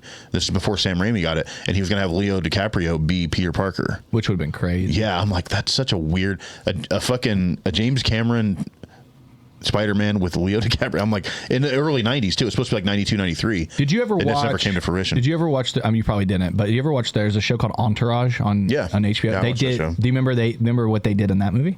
I didn't watch all of that show, but I So remember the watching main quite a bit of character, it. the Adrian guy or whatever the fuck his name was in the show, he ends up booking the gig to be Aquaman in the new James Cameron Aquaman, which was like I do remember something like that. So yeah. they did like a version that's pretty funny, dude. That's wild. interesting. I wonder if But it's like that was the based big on thing, true like shit. James Cameron's Aquaman. I'm like, get right. Yeah, I know. Yeah, Not that's a million years. That's what I said about Spider-Man too, because this was before any Spider-Man movies had come out. You know, it's like that would have been such a weird timeline. Like, Yeah. Leonardo DiCaprio was Peter Parker. It would have thrown me. I will say that I am going to be in an upcoming movie coming out TV show October 24th. It's going to be Canary Currency, Sean Smoke. So I found this clip yesterday. I was literally on was in that show, TikTok. too. We have to do the You are. clap. Woo.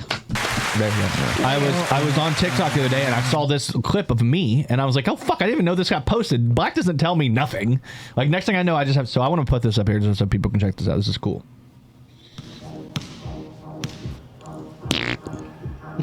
I don't know why it's quiet.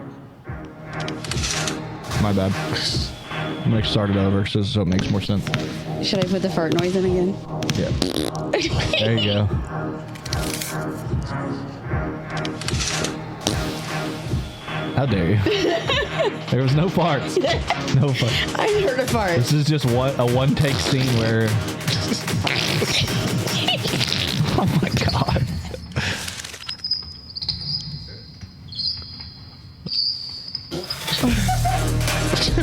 I didn't go fast enough. Did you mute me? I muted you. This fall on Tubi and Prime, and I'm getting very much Cable Guy vibes from that. Jim Carrey's Cable Guy. Definitely. So like, it's a mixture between my inspiration for that character was Cable Guy.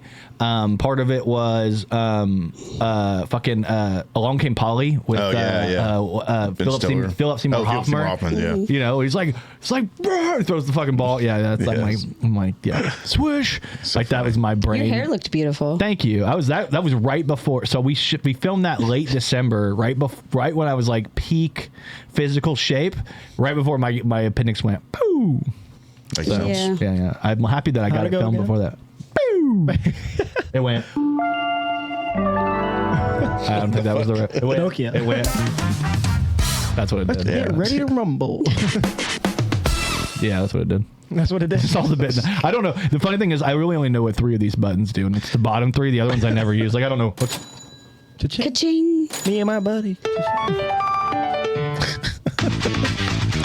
Hell yeah, that one's from that one. I remember that one specifically because they used to use it on Come Town all the time. Like that noise. They'd be like, so anyway, silence. That's like the silence noise. Did you guys hear we're getting ready to find out what causes autism? No? You got vaccines?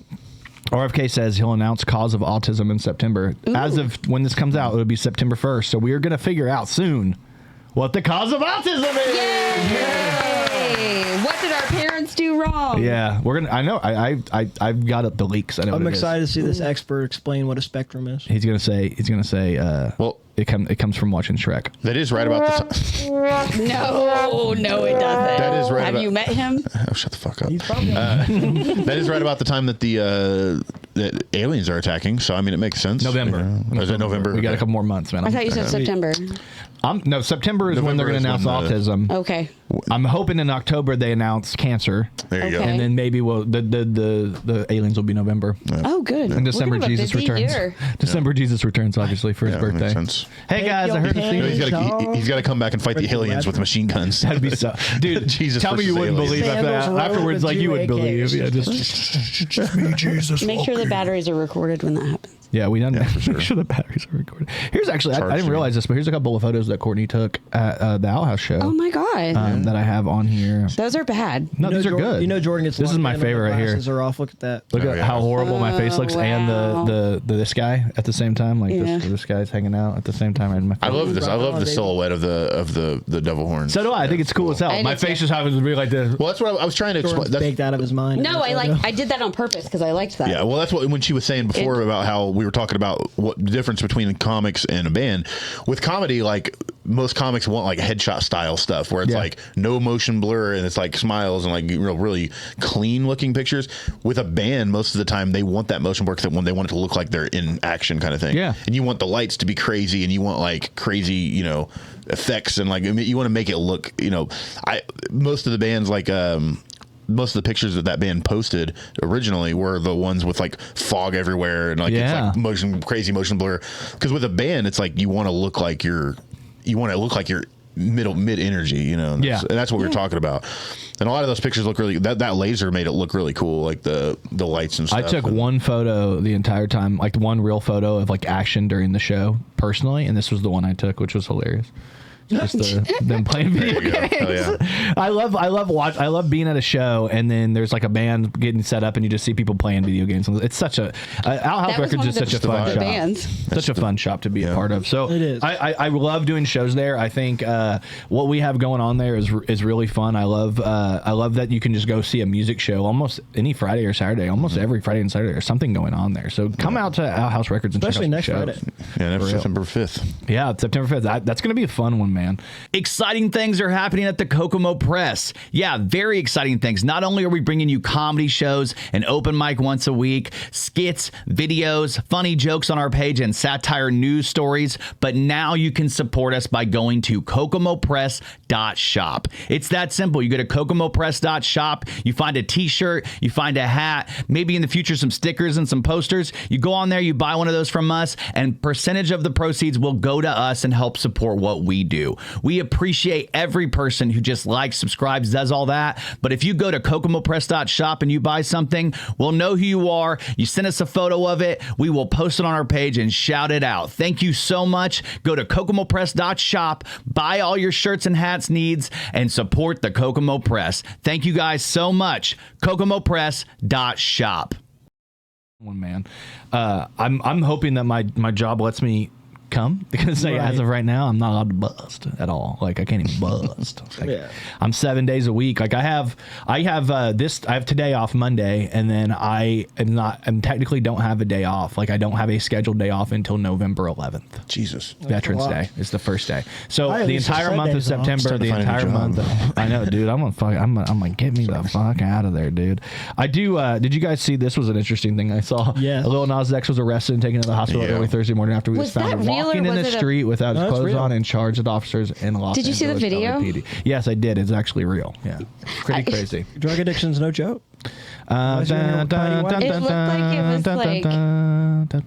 looked like it was like a PR thing. I think that's what a lot of people were saying at first. No, he's getting there's actually he's actually arrested. I saw it. There's like felony charges. Mm-hmm. Yeah. It's felony charges. I think that video with Satan really got to him. You know, when you get your blood taken out. That's what happens whenever you fucking cork on Satan. Next thing you know, you're running through the streets butt ass naked, charging at LAPD officer. He had his underwear on at first. Oh, that's good. He took them off. Yeah. The guy that made our sign for the open mic, the Kokomo Press mic, the Donald Brown. He's fucking great, phenomenal woodworking guy, insane. We met him through. Brian Foster. This is his tattoo. This made me laugh so hard. He put this up. Look at this. Oh my god. That's his tattoo? Yeah, he's a huge like juggalo. See his hat, Hatchet Man hat. Yeah. That's his tattoo. He's got a foot fetish. That's awesome. I was like, he posted that and I was like, if he put it public, I'm putting it out there because that's so fun. Was that at the gathering? Dude, I'm just probably. I'm just worried that now our sign has feet all over it. You know, we never even. What if that's the foot guy? That's your foot guy. He's the cum sucker. Oh my god! I just figured it out. Oh my god! Maybe it is. He might be the cum sucker. Maybe we got you the foot guy because of the sign. Oh my god! I love that awesome. For me. Any more Inside foot baseball. guys? Any more foot guys? Home run. Matty steps up to the plate here. Inside baseball. No, that is funny. I also saw this. Everybody loves Arizona tea, right? I love Arizona. We all love Arizona tea. Well, I don't know if you guys saw, but last April, the Rizzler came out with a joke where he was basically saying that April Fool's joke where he's like, they're going to come out with a flavor called the Rizzler. Well, they actually did it. They said, fuck it, this was cool. Let's fucking do it. So a 9-year-old TikToker helped turn a joke into an Arizona beverage next drink. What began as an April Fool's joke has become a real product for Arizona beverages, thanks to a 9-year-old TikTok star known as the Rizzler. Do you guys know the Rizzler? You guys like the Rizzler? He's been blowing up a while now. It annoys me. I don't know. That whole family. He likes a lot of TikTokers that annoy me though. Yeah. I'm not a big TikTok person. Who do you like on TikTok? We were talking about that. His name's Jordan something. I can't remember. Grainger. Thank you. You're welcome. No, Grainger. So I told her I want to get a cast iron juicer because he has this video where he got inspired by another TikToker or something that he started making juice, and I'm like, man, I want to make some fresh juice. Yeah, he's the guy that pulls up his phone and says, "Here, come here," and then he's come like, here, let me show you. Come here. And then he's Jordan like, something, yeah. Yeah. And then he throws Jordan. And then he throws his glasses. Yeah, and like it's so I don't know why, but like Jordan the animal or something like his that. His videos, the Stallion, I think is what it is. Yeah, it's Jordan the Stallion, and he's like something about his videos drag me in. He's like Jordan Danger Grainger. Yeah, he taught me how to make peach rings. Peach rings? Yeah, exactly. Yeah, homemade peach rings, bro. You're never gonna make them. Yeah, the fuck I'm not. You're never gonna. That's me. That's me. I am gonna get a cast iron. I'm juicer, getting you guys. You're never gonna make juice. I love juice. We're gonna have this juicer, and he's never gonna use it. No, you're never gonna make juice. I love juice. We don't even buy fruit. No, hey, shout out to Cortni though for getting a slushy maker because that was pretty sweet. This last roast show, that was nice. I liked having some slushy. That was great. That was great. Bring that next week. Yeah. Keep bringing it. Keep bringing the juice. We got the juice. Did you see what happened with Rajah Jackson by chance? Rajah Jackson, is that a UFC guy? Yes. I did see that. It's been all over my Twitter. He told me about it because he thought we were going to talk about it. I was like, I was going a deep dive about it because like it pissed me off, dude. Because okay, so let's set that up. You want to set it up since it's your topic? You brought it up. Let's see. We brought it up on his podcast, but it was the last 4 minutes, so we couldn't talk about it. So. Yeah, dude, I can go on about this. So no, anyway, but set it up. Can you set up what happened? Yeah, so there is an indie wrestling promotion, like it's a wrestling school, actually. Yeah, it's a wrestling school. Knox. Yeah, and it's actually Rikishi's affiliated with it. He's either the owner or is affiliated with it. Regardless, so they had a wrestling promotion going on. Rajah Jackson is Rampage Jackson, former UFC fighter and legend. Yeah, his son, and he's also professionally MMA trained. Yeah, black belt, right? Yeah, I believe so. Yeah. And he shows up with the camera crew, and Psycho Stu, who is a wrestler there, thinks they're doing a work, so he thinks he's a part of the show. He takes a fake beer can, mind you, and hits him on the head with it, and then Stu hit Rajah. Yeah, like Stu hit Rajah. We're breaking kayfabe because this is how serious this is. But here's the thing, Stu thought Rajah was a wrestler. So there was a mix-up. Pissed Rajah off. However, he apologized several different times. I saw the video. And this video, Rajah saying, "I get you, no big deal, we're cool." And then they have a agreement that he's going to be part of his show. Come in, give him the slam. Or so he's going to let him get over a little bit. He's like, I'll help put you over. Yeah, so basically they turned it into a kayfabe thing, and they said, okay, well, he did it. It's like, you want to come out in the ring and fucking, you want to slam me? That's cool. Let's whatever. So there's another wrestler for this promotion named AJ Mana. Right. Yep. And he was friends with Rajah, and he's kind of the one that put him together, put it in there. Well, there's been stuff that came out. There's a video of him, AJ Mana, literally backstage saying, "Yeah, you give him his fucking receipt. You know what a receipt is, right?" Which means hit him back or whatever. And he was basically whatever. There's been a lot of backstage shit going on now that AJ had issue with Stu, and he brought him in. And he hyped him up, and he was basically telling him, beat the shit out of him, whatever. Like, yeah, it's gonna be cool, because there's a video of Rajah even saying that. He's like, yeah, they told me I can hit him for real and all this shit. And that now they're saying that it was AJ Mana that premeditated the whole thing. Yeah, but now it's like full on conspiracy. Yeah, it's getting crazy. And this entire time, Rajah is having a live stream go on Kick. Yeah, the entire time. Yeah, because he's a streamer. That's like and his he's thing. streaming what's going on, and he's. So, hey, 50 subs and I'll knock him out. Yeah. And like, oh, you don't think I'm going to crash out? I'm going to crash out. So he's getting instigated by his chat. He's a grown-ass fucking man. Yeah. He's 24 or 25. Yeah, you're right. He's older than me, so I have the right to call him out on his shit. Yeah, you do it. He gets slams the dude down and knocks him unconscious from the slam and hits him 20-plus fucking 23 times. I saw the video. Why he's unconscious? It's brutal. It's atrocious. And then gets broken up by... another wrestler who just had a match. He went unconscious because his teeth he was choking on his teeth. He was choking on his own blood, and he literally lost almost all of his teeth, and he was choking on his teeth. In a coma for over 24 hours. Yeah. And the only reason he got stopped was someone pulled him off, and he said he wasn't going to stop until that happened. Once he got pulled off, he tried to get back on I saw that, And then he fought the people who were holding him back. He punched Epic in the face. Yeah. Do you think he's going to end up, obviously there's going to be charges, right? It's under investigation. It's under investigation, but management has been forcing the wrestlers to stay silent and not talk to police. No. You don't let one of your promotion guys get fucking murdered. Yeah, there's a couple of them that made a video. Epic led it, and they made videos, and they've talked about it, basically saying like, "I fucking fuck all of you. We're going to talk about this." Yeah, you're not going to let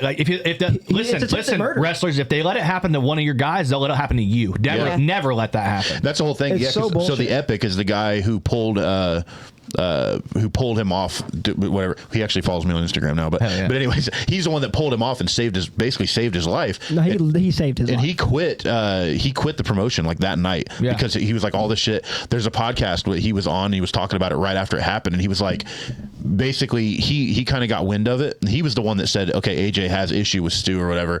He got wind of it backstage, and they told him, like, one of the promoters said, yeah, you might want to go out there and watch things because something's off. Yeah. So he went out there, and that's the only reason he was there, to pull him off. Yeah. And so he literally he's the one saying, like, he released the screenshots of, they have a group chat of the management of this wrestling school saying, don't talk to law enforcement. If they contact you, don't say anything. Oh, the promotion might actually get in trouble for conspiracy. There's evidence of this, and on top of that, what really pisses me off the most about the situation is not only the conduct of Rajah, but the fact that this is a divided topic matter in social media. It shouldn't be black and white. So divisive, it's not even fucking funny. There's a lot of people defending him, and it's fucking crazy. Who's defending him?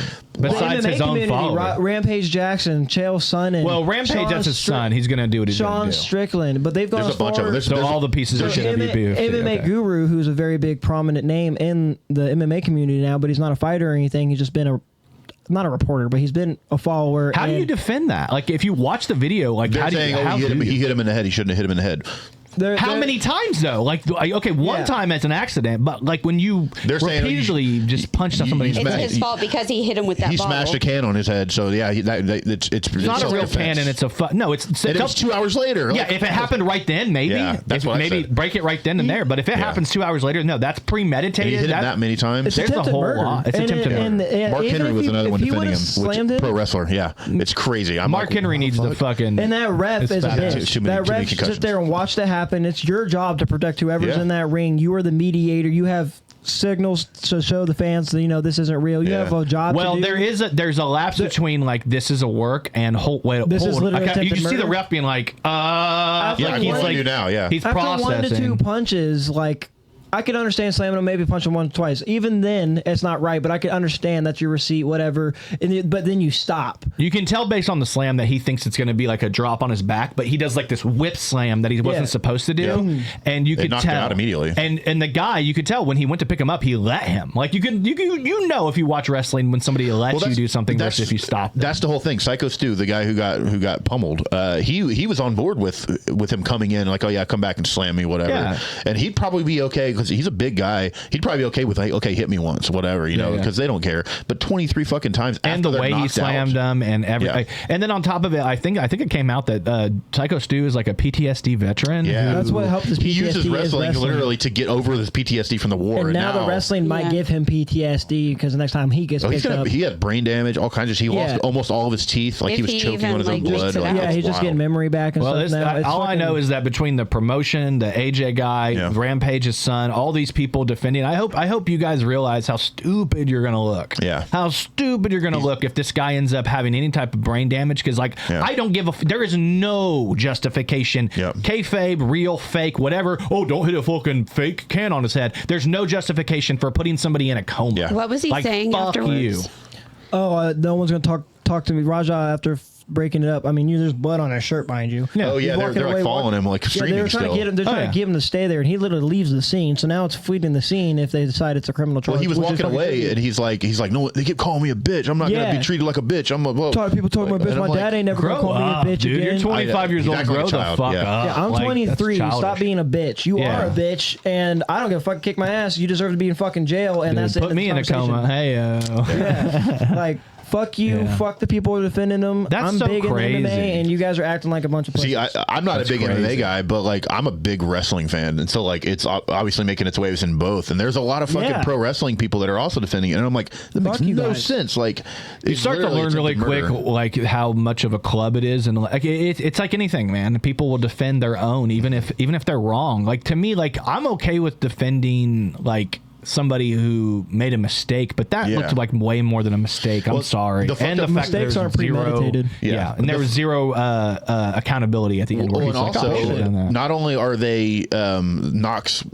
Pro, I think is what it's called. Not only are they discouraging all their people from talking to the police, they're also encouraging them to go share the clip because they're looking at it as like a 15-minute fan shit. Yeah, they're looking at it as promotion, and I'm like, that is so fucked up. This guy is literally on his like pretty much almost dead. He's in critical condition. Their wrestler, right? He's one of your guys. That's their guy. Yeah.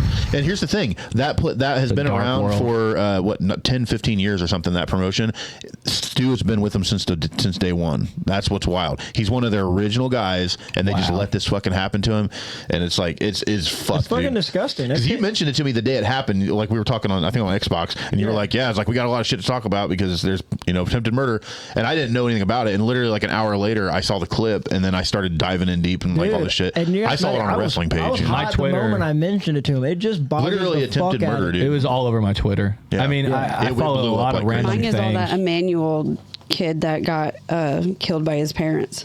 I haven't seen that one. Oh, see, that's literal murder. Jesus. Yeah. It's way to escalate it. No, is that the girl, the white woman? No, they're like Hispanic. They went on the news saying that somebody kidnapped their baby, came up behind her, kicked her, and knocked her down. And all the guy admitted to killing the baby and dumping him, right? he's the dad. Yeah. Shit. That's insane. But the dad had prior. Women love hearing stories. We're like, look at this man, this crazy thing that happened. She's like, no, but hear this story about this baby that got murdered. Yeah. You guys know about the Kokomo grain plant? Well, they were trying to say that he got kidnapped. Yeah, they lied. Yeah. It's like the balloon thing But all they over ended again, up- except for instead of the addict, it was in a trash can dead.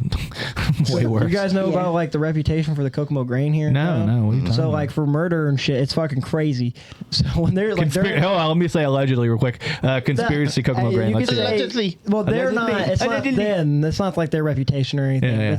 It's a big ass grain plant right over across town. Yeah. I used to work there, and like I used not for them, but I was contracted for them. Yeah. Taking care of the weeds and stuff. Well, and there's a lot of big ass fields. There's solar panels, and there's a lot of fucking corn, and a lot dead bodies have been found there. Like when I went there the first they're time. notorious for people ditching bodies there? Ditching bodies in the field and stuff. Okay. Like when I was treating the weeds, which is the exact fields that I sprayed in. Thank God I didn't see nothing. But like my boss was like, yeah, hey, just so you know, we do this, but there also might be this. And I'm like, all right. Hold on. Let's do this. I'm your boss, ready? I'm like, Ricky, come in, sit down, Ricky. Let's talk. I want to take you seriously. Ricky, sit down for a minute. Let me talk to you. We don't know what accent this is. I need you to go Start singing outside. now. I need you to go outside, and I need you to take care of the weeds, okay? But I need to give you a word of the warning, all right? Here's the warning. There might be dead body. We might have dead body. This was the blue collar white man accent. Not Italian. If you see somebody out there, let me know, because I've been looking for my son. So I never saw a dead body. But did you know that like corn is like quicksand, and if you fall in like a corn barrel, you'll like grain bin deaths are no slowly joke. Yeah. They're like suffocate in the corn. Yeah. It's like it's fucking insane. It's terrifying. I'm so scared. Country of boys literally make do. everything. I was looking at you like I can see the joke processing. My brain is I can like- see that you were like, all right. So I never saw any which dead way to go? bodies. Which way to go? Yeah, Which way to go? with this. So I never saw any dead bodies, but when I worked there, I did see, not at Kokomo Grain, but at a residence house, and I'm obviously not going to say the name or anything. Yeah. I was mowing their lawn, and there's a fucking pig head, just like like an old school. I have a picture on my phone. I'll show you guys after the podcast. Like it is this little rotting pig head, and I'm like, At a farm? at someone's Hold on. Wait a minute. Didn't you say you'd fuck Miss Piggy? Oh shit! pig head.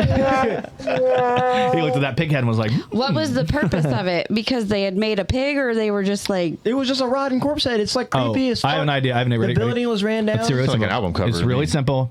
Nick, you come and sit down. I need to talk to you about this this house. You go into a house. There's going to be a pig head. It's going to be there. It's no big deal. Don't Like worry the about garage it. door's fucked up. It says "fuck off" for yourself.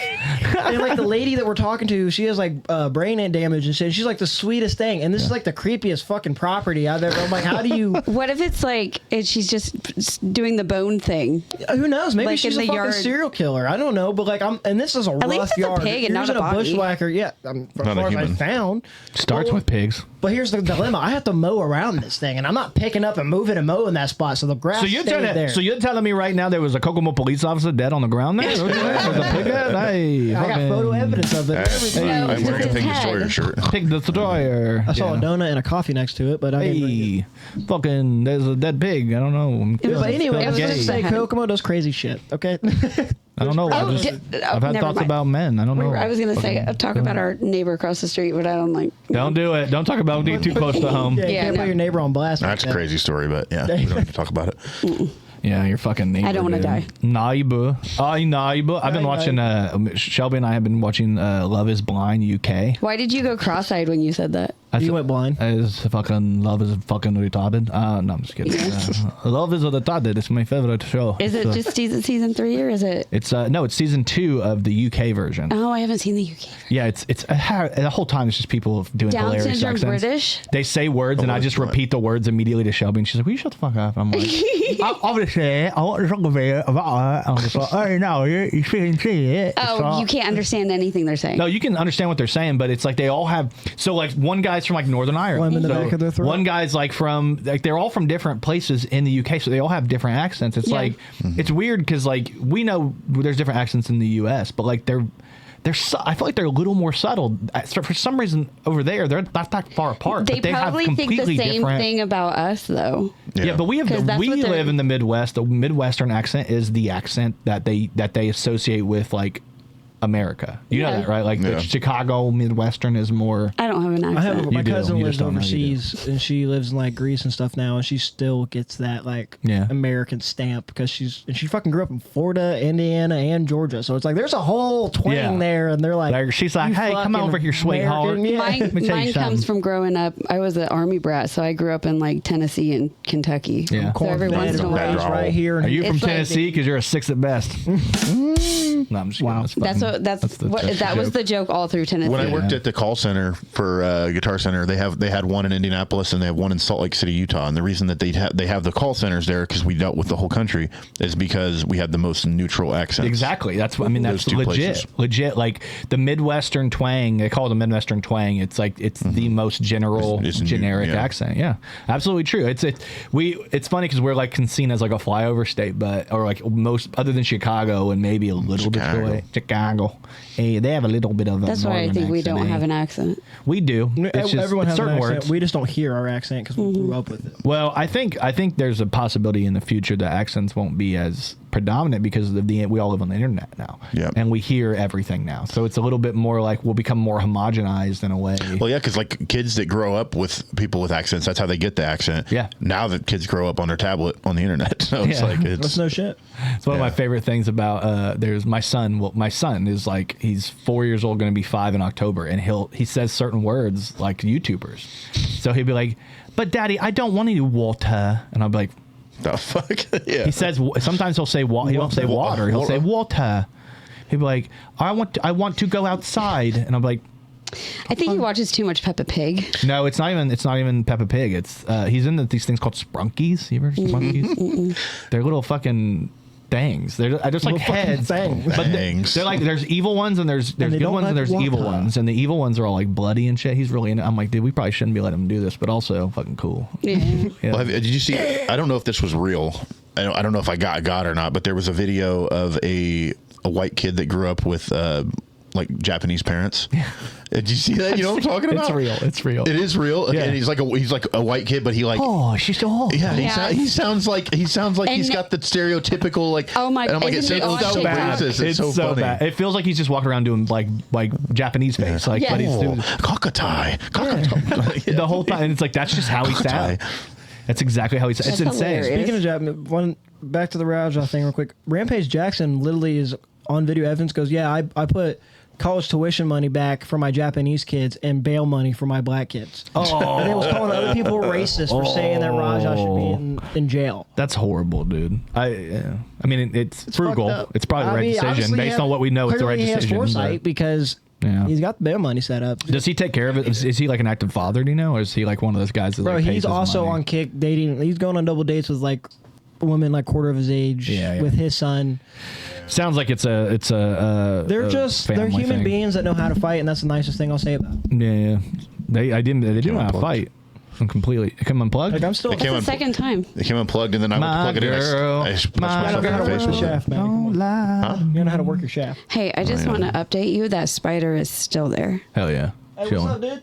I don't know that it's alive. I think it's just a permanent decoration now. Hell yeah. Was it here I last love week? that you're decorating for Halloween. A couple weeks ago, maybe even. Did you guys? Okay, so it's better than having flies buzzing. When I was stationed in Italy, one of the things they had, you'd go to they always have like brick oven pizza places like you'd go to, and they'd have like make brick oven pizza. And when you're thinking Italy, you're like, oh shit, I can't wait to have like a real Italian pizza. But you go to these places and they'd have American pizza. I'm like, what the fuck is an American pizza? And I'd pull it out, and you want to know the toppings on the American pizza? Hot dogs and French fries. What? It's completely true. Apparently, this is not just a thing that's in Italy, like where they think of us. This is something that's all over the world. Apparently, in Brazil, peas are one of the most popular pizza toppings, often found on varieties like pizza. Portuguesa, which includes ingredients like ham, sausage, olives, and boiled eggs. You would eat a pea pizza? I don't know if I would. I like a lot of pizza toppings. I mean, I might try it. It was like too many peas. It feels like it would be more like savory than like the pizza. There's so many peas on that; it'd be so mushy. I actually just ate vegetable lasagna yesterday. Let's be honest. I will eat a bowl of fucking peas. This is probably like an AI version of what it is. It's probably not that many peas. There's randomly a lemon up to the top left. A bowl of peas for myself. I love. I don't like peas, dude. I like peas for. You I like the peas I make. I like. What the fuck does that mean? Like really good peas. She's like, he likes when I pee on his pizza. It's cool. It's not a big deal. He'll eat my pee. I like peas. He'll eat my What? I don't even know what the hell I was going to say. I know, right? You eat peas on pizza, though? So this one is ham, sausage, olives, and boiled eggs with peas. You guys would eat that? I think that sounds horrible. Like peas and ham and sausage go together. Boiled eggs? I don't know about. I mean, I'd try it. I'd try just about anything. I used to think that jalapenos and peanut butter and bacon wouldn't be good on a burger, and then I tried it. I'm like, it's the greatest combination of all time. Jalapenos, peanut butter, and bacon. Yeah, peanut butter and hot dog. It's weird that it's that good. Yeah, hot dog, sweet and savory, dude. You ever put a hot dog and French fries on a pizza? What on a hot dog? Peanut butter. Peanut butter. Freshly we just went to that hot dog with some peanut butter. What kind of hot dogs though? Just yours, whatever your normal hot dog. That's a wiener, dude. Because I only like Nathan's and like Hebrew National, like. I'm not in depth like you are. Dude is like the most bougie hot dog eater I've ever met. Whatever hot dog is your choice will go good with peanut butter. Well, what it is, they're all beef and they're kosher, so it's you don't get all the bullshit. I grew up with. I was talking to my grandpa about this a while back because like he's like chicken hot dog? He gets all beef hot dogs. He's an all beef guy. I don't like But them. I grew up poor, so I'm used to like pork chicken and I like the pork chicken. That's what I want. I want when I was a kid. I just don't like them now. I like the gross hot dogs with all the preservatives in them. Well, it's funny because we had a conversation a while back about bologna. You don't like bologna. It's the same I also thing. don't But like it's the same bologna. thing. You like Spam? I love bologna. But I don't like bologna. I love Spam. Have you ever had like a good bologna sandwich though? Yeah, I don't like bologna. You ever had I don't it? like bologna. I don't like bologna with the is a hot stuff in dog it. pancake. I know. It is. It's a hot dog. I don't want a hot dog pancake. If you took a hot dog from the end and you just squished it down, if it was heated up, maybe, but I don't like cold hot dogs either. So no, you take the cold piece of bologna, you put it on a nicely fresh piece of toast. white. I want white. Freshly pieced toast, white with some mustard. You're good to go. Yeah. My grandpa All you is need like toast, mustard, and bologna. My grandpa, like every once in a while, the only time I would ever see him out of his room, he'd be making either fried bologna or fried Spam. Yeah, Spam's the Spam I shit. can't fuck with. I can't do fuck any with of that. You guys It's in a don't- can. I It can't would fuck with a smell, can. though. I'm sorry. I love Spam. You give me any meat in a can. I won't do tuna. I won't do any meat in a can. Don't give me canned Tuna's- meat. I could do tuna, tuna's fire. but if I don't think about it, I'm weird about even canned mushrooms. Like I want my mushrooms to be in I don't like like the mushrooms jar. at all. They're too slimy. You know, I mean, they don't have to be. I like You're the eating some fried bad ones from mushrooms, dog. Cooper's. Not the right kinds of tripping ones. Hey, fucking give me a mushroom. Hey, Spam. I got. fucking- Hey, I only like mushrooms on pizza, really. Yeah. I like mushrooms in my spaghetti. I found something That's recently pretty at the good, too. store. Oh, I do like mushrooms. Mushrooms Mushrooms spaghetti is- and kind of like in pasta in general. mushrooms and spaghetti, and then I make like a stroganoff. I remember the stroganoff. hey, So good. I love can you stroganoff. turn my volume down a little Yeah, bit? yeah, you're too loud, dude. You're always too loud. Hey, shut the No, fuck I up. mean like meter all of again. you guys to me. No, we want to be louder. What'd you say? I'm sorry, I can't. Is that better? Is that better? No, Can you hear us now, Courtney? no, it's Courtney. still really loud.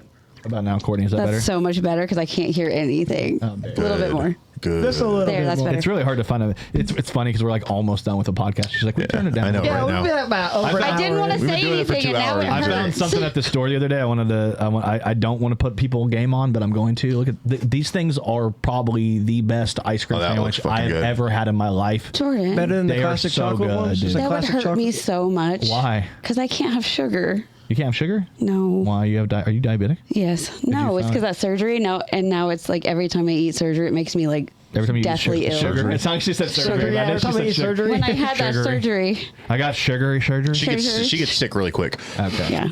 Well, get in, get out. One bite, gone. Well, that's good because then you can have like a couple bites and then So Maddie can that's have what the I rest. do. I plan it out to like if I get something sweet, I always eat it first because I know it's gonna make me feel like shit. Yeah. And then like, Then you can't eat your dinner though. It's like dealing with a little kid. You're gonna spoil your dinner. She actually does. but like it She takes shows 2 and bites. stuff. She's like, I can't eat now. If there's a show and I have something sweet, I'm gonna eat it like before the show. So I'm not eating it during the show because then I'm gonna feel like crap during the show. This is the food segment of the podcast because we just did the pizza and now we're doing the ice cream. Now check this one out. This is an interesting one.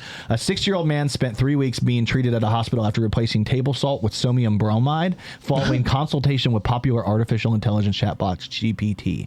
He started having hallucinations, all types of shit. It ended up getting fucking super. Oh, this is a completely different story. My bad. I thought there was more to it. My bad. But yeah. Anyway, he ended up. So sodium bromide used to be a poisoning that people they'd get sodium bromide poisoning. ChatGPT is trying to kill us now. And ChatGPT actually told this. They were like, he asked a very specific probably really question. annoying. A very specific question where he was like, "What could I replace table salt with since I'm getting high blood pressure?" And he was like, "Well, you could technically have sodium bromide instead of sodium chloride." And he was like, "All right," fucking almost killed himself. So Jesus. I use ChatGPT for a lot of Matthew, things. we use that all the time. No, I do, but here's the thing. We use it for food too. I will never. Oh no, for food! Yes, we do. We use it for recipes. There's a difference. No, If it told me something that I don't know what it is, I'm gonna research it first. I'm not just gonna blindly listen to it. That seems cool. Let's just try it. You're gonna kill me. No. Honestly, the way that I use it for recipes I'm willing is to take the sacrifice. if we're on a budget, if you're gonna make dinner, if I know, okay, we have chicken breasts, we have rice, we have this and this and this, I say, hey, I have all this. What kind of recipe can I make? And that's what it does. But like, if it told me, hey, go buy this thing, I'm gonna. If I don't know what it is, if I hear something like sodium bromide, I'm gonna fucking look that up and do research on it. I'm not just gonna use it. Like Courtney gets poisoned with fucking rat gonna put poison. too much. What is it, like the 2 table salt and something vinegar? I don't know. You put them together. I don't use sodium and chloride. Just use sugar. Just use sugar. Honestly, because here's the thing, you can't trust ChatGPT. I just use it to brainstorm ideas, and then I take those ideas and I sculpt them into something. But I use my actual knowledge and I do research on things. If you want the best steak you ever had, you don't have to need ChatGPT. I got you. Oh no, I know how to make a steak. A bourbon reduction glaze steak. Oh, dude.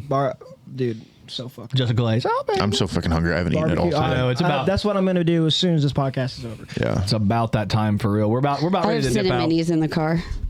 I also have to pee, but I'm committed to this episode. I've had to pee committed. I've also had to pee. Started committed. Is on the scene. We do this all the time. Constantly. I'm getting to the point where I'm affected by it, and I created the fucking song. That's like I bit her butt cheek one time. I said, I bit it. That's so stupid. Yeah, how's your toy going? Yeah, it's going well. That's what I like to hear. What toy? What? Find out on the Gift of Gab Podcast for no slice. Check this out for real. Go check out this song, Running. It's such an earworm. It will get stuck in your head if you listen to it, but I'm telling you right now. Good song. Great video. Go check out the video. There's a sped up version of the song too. It's also an earworm, and there might be a debut of that live next week. We'll see. Really? This is the funniest thing. So when we did the video, we did the slow down, slow motion thing. So I made a 150% version of the song where it's sped up. So he rapped along with it, and then when I slow it back down, it looks like slow motion, but it's in sync. And he liked the way it sounded so much that he released it on streaming. Yeah, it's out. That's hilarious. And apparently he's going to do it live now that fast, which is pretty funny. Yeah, I don't have the instrumental to it. I'll have it where it's playing back behind me, but I can keep up with that motherfucker. It's like, run in while you running from me. Say something to me. It's like, here's that song I wrote in 2008. Paul Rudd right here. Check this out right now. There's not a music video for this one, but you can listen to it over on Apple, Spotify, YouTube. Yep. We do have an idea for a video already, so. Aren't you supposed to be doing a Graygarden video? Yeah, that's coming too. I got some Outhouse merch on the way. I'm posting that soon. I'm glad you released this one because this was stuck in my head all the time too. Yeah, the next one's coming up in like 2 weeks. Oh yeah, the third single. It's called Skull Pluck the Blunt Skulls. I know you're not going to play Harvest Fest. I feel like this is just teasing. I know. We are playing the Outhouse October 24th though. I am hoping Wait, you're not playing Harvest Fest? No. Isn't Graygarden on Harvest Fest? Graygarden is. Dwarf is not playing. Yeah. I was going to say, so yes, you are playing Harvest Fest. I am, but I was like, man, I don't know all the band members, but I know at least 2 of them. No, she's talking about because we've been releasing. We just released 2 singles. Keep releasing more songs and you're not playing. The fact that you're not doing handicap dance it's bullshit. Come out October 24th to the Outhouse. We'll play. Yeah, I mean, like you can check it out. If you guys don't know anything about this right here. I always forget that we have the. We're also playing a chili cook-off on October 11th. Where's that at? I don't know. This is the Harvest by Graygarden. Go check that out too. Honestly, we've got some great things going on in Kokomo. I want the Graygarden video is why I was talking about Harvest Fest 11. Come out to that, man. October 4th. Check it out. It's going to be so much fun. Snacks that slap, lunch break, tons of comics, tons of bands, hip-hop artists. Everything is going on, man. So come out to Harvest Fest on October 4th. It's completely free to attend, hang out. And honestly, September 5th, we got a show coming up September 5th. You need to be there September 5th. Come out to Outhouse. That's going to be fun. If you don't know it is a fundraiser, by the way, for... Yeah, the money's going toward Harvest Fest. The show's September 5th. That's how we keep it free. And then we also have Bowl Over Laughter in Lafayette. Be there. That's going to be Friday, September 7th. We got a lot going on, man. So make sure you check out Dwarf Among Midgets, Outhouse Records, Outhouse Productions, the BDR. Yes. Check out the Gift of Gab. Check out the Kokomo Press. We're doing so much. Check out Graygarden. You want some good photos? Check out Lindsay. Linsferatu. Yeah, checks out Linsferatu, dude. I did you a big book last time, and I'm like, we did a big segment on that too. But like for real, like we've got some really creative people doing a lot of fun stuff. So check out what we're doing. It's a huge collaborative thing here in Kokomo, and we want to keep it that way. So first off, I want to thank you, Cortni, for being a great co-host as always. Great. Thank you so much for not eating on mic this week. Hey, your boobs do look bigger on there. And then there's Matty Crull, the great Matty Crull. Oh my God, they do. These cameras are actually built for making. Yeah, they make titties. And Matty, the great Matty Crull, check him out. Check out the BDR. Nice. BDR. And I'm Jordan Grainger here with the Kokomo Press Podcast. This is my panel. Thank you guys for hanging out with us this week. This has been fun. Love you guys. Man, tug this nuts.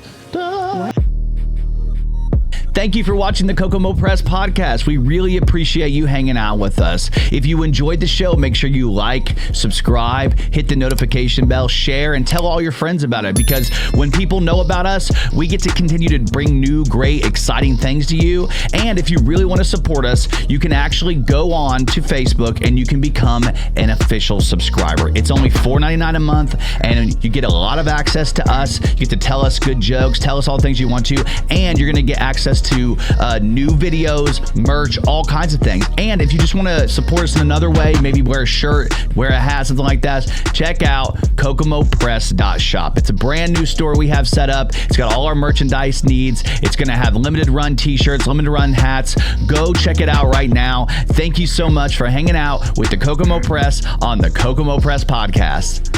See you soon. 2 kisses. Hey, I'm Matty from Outhouse. You just watched the Kokomo Press Podcast. Big titty energy.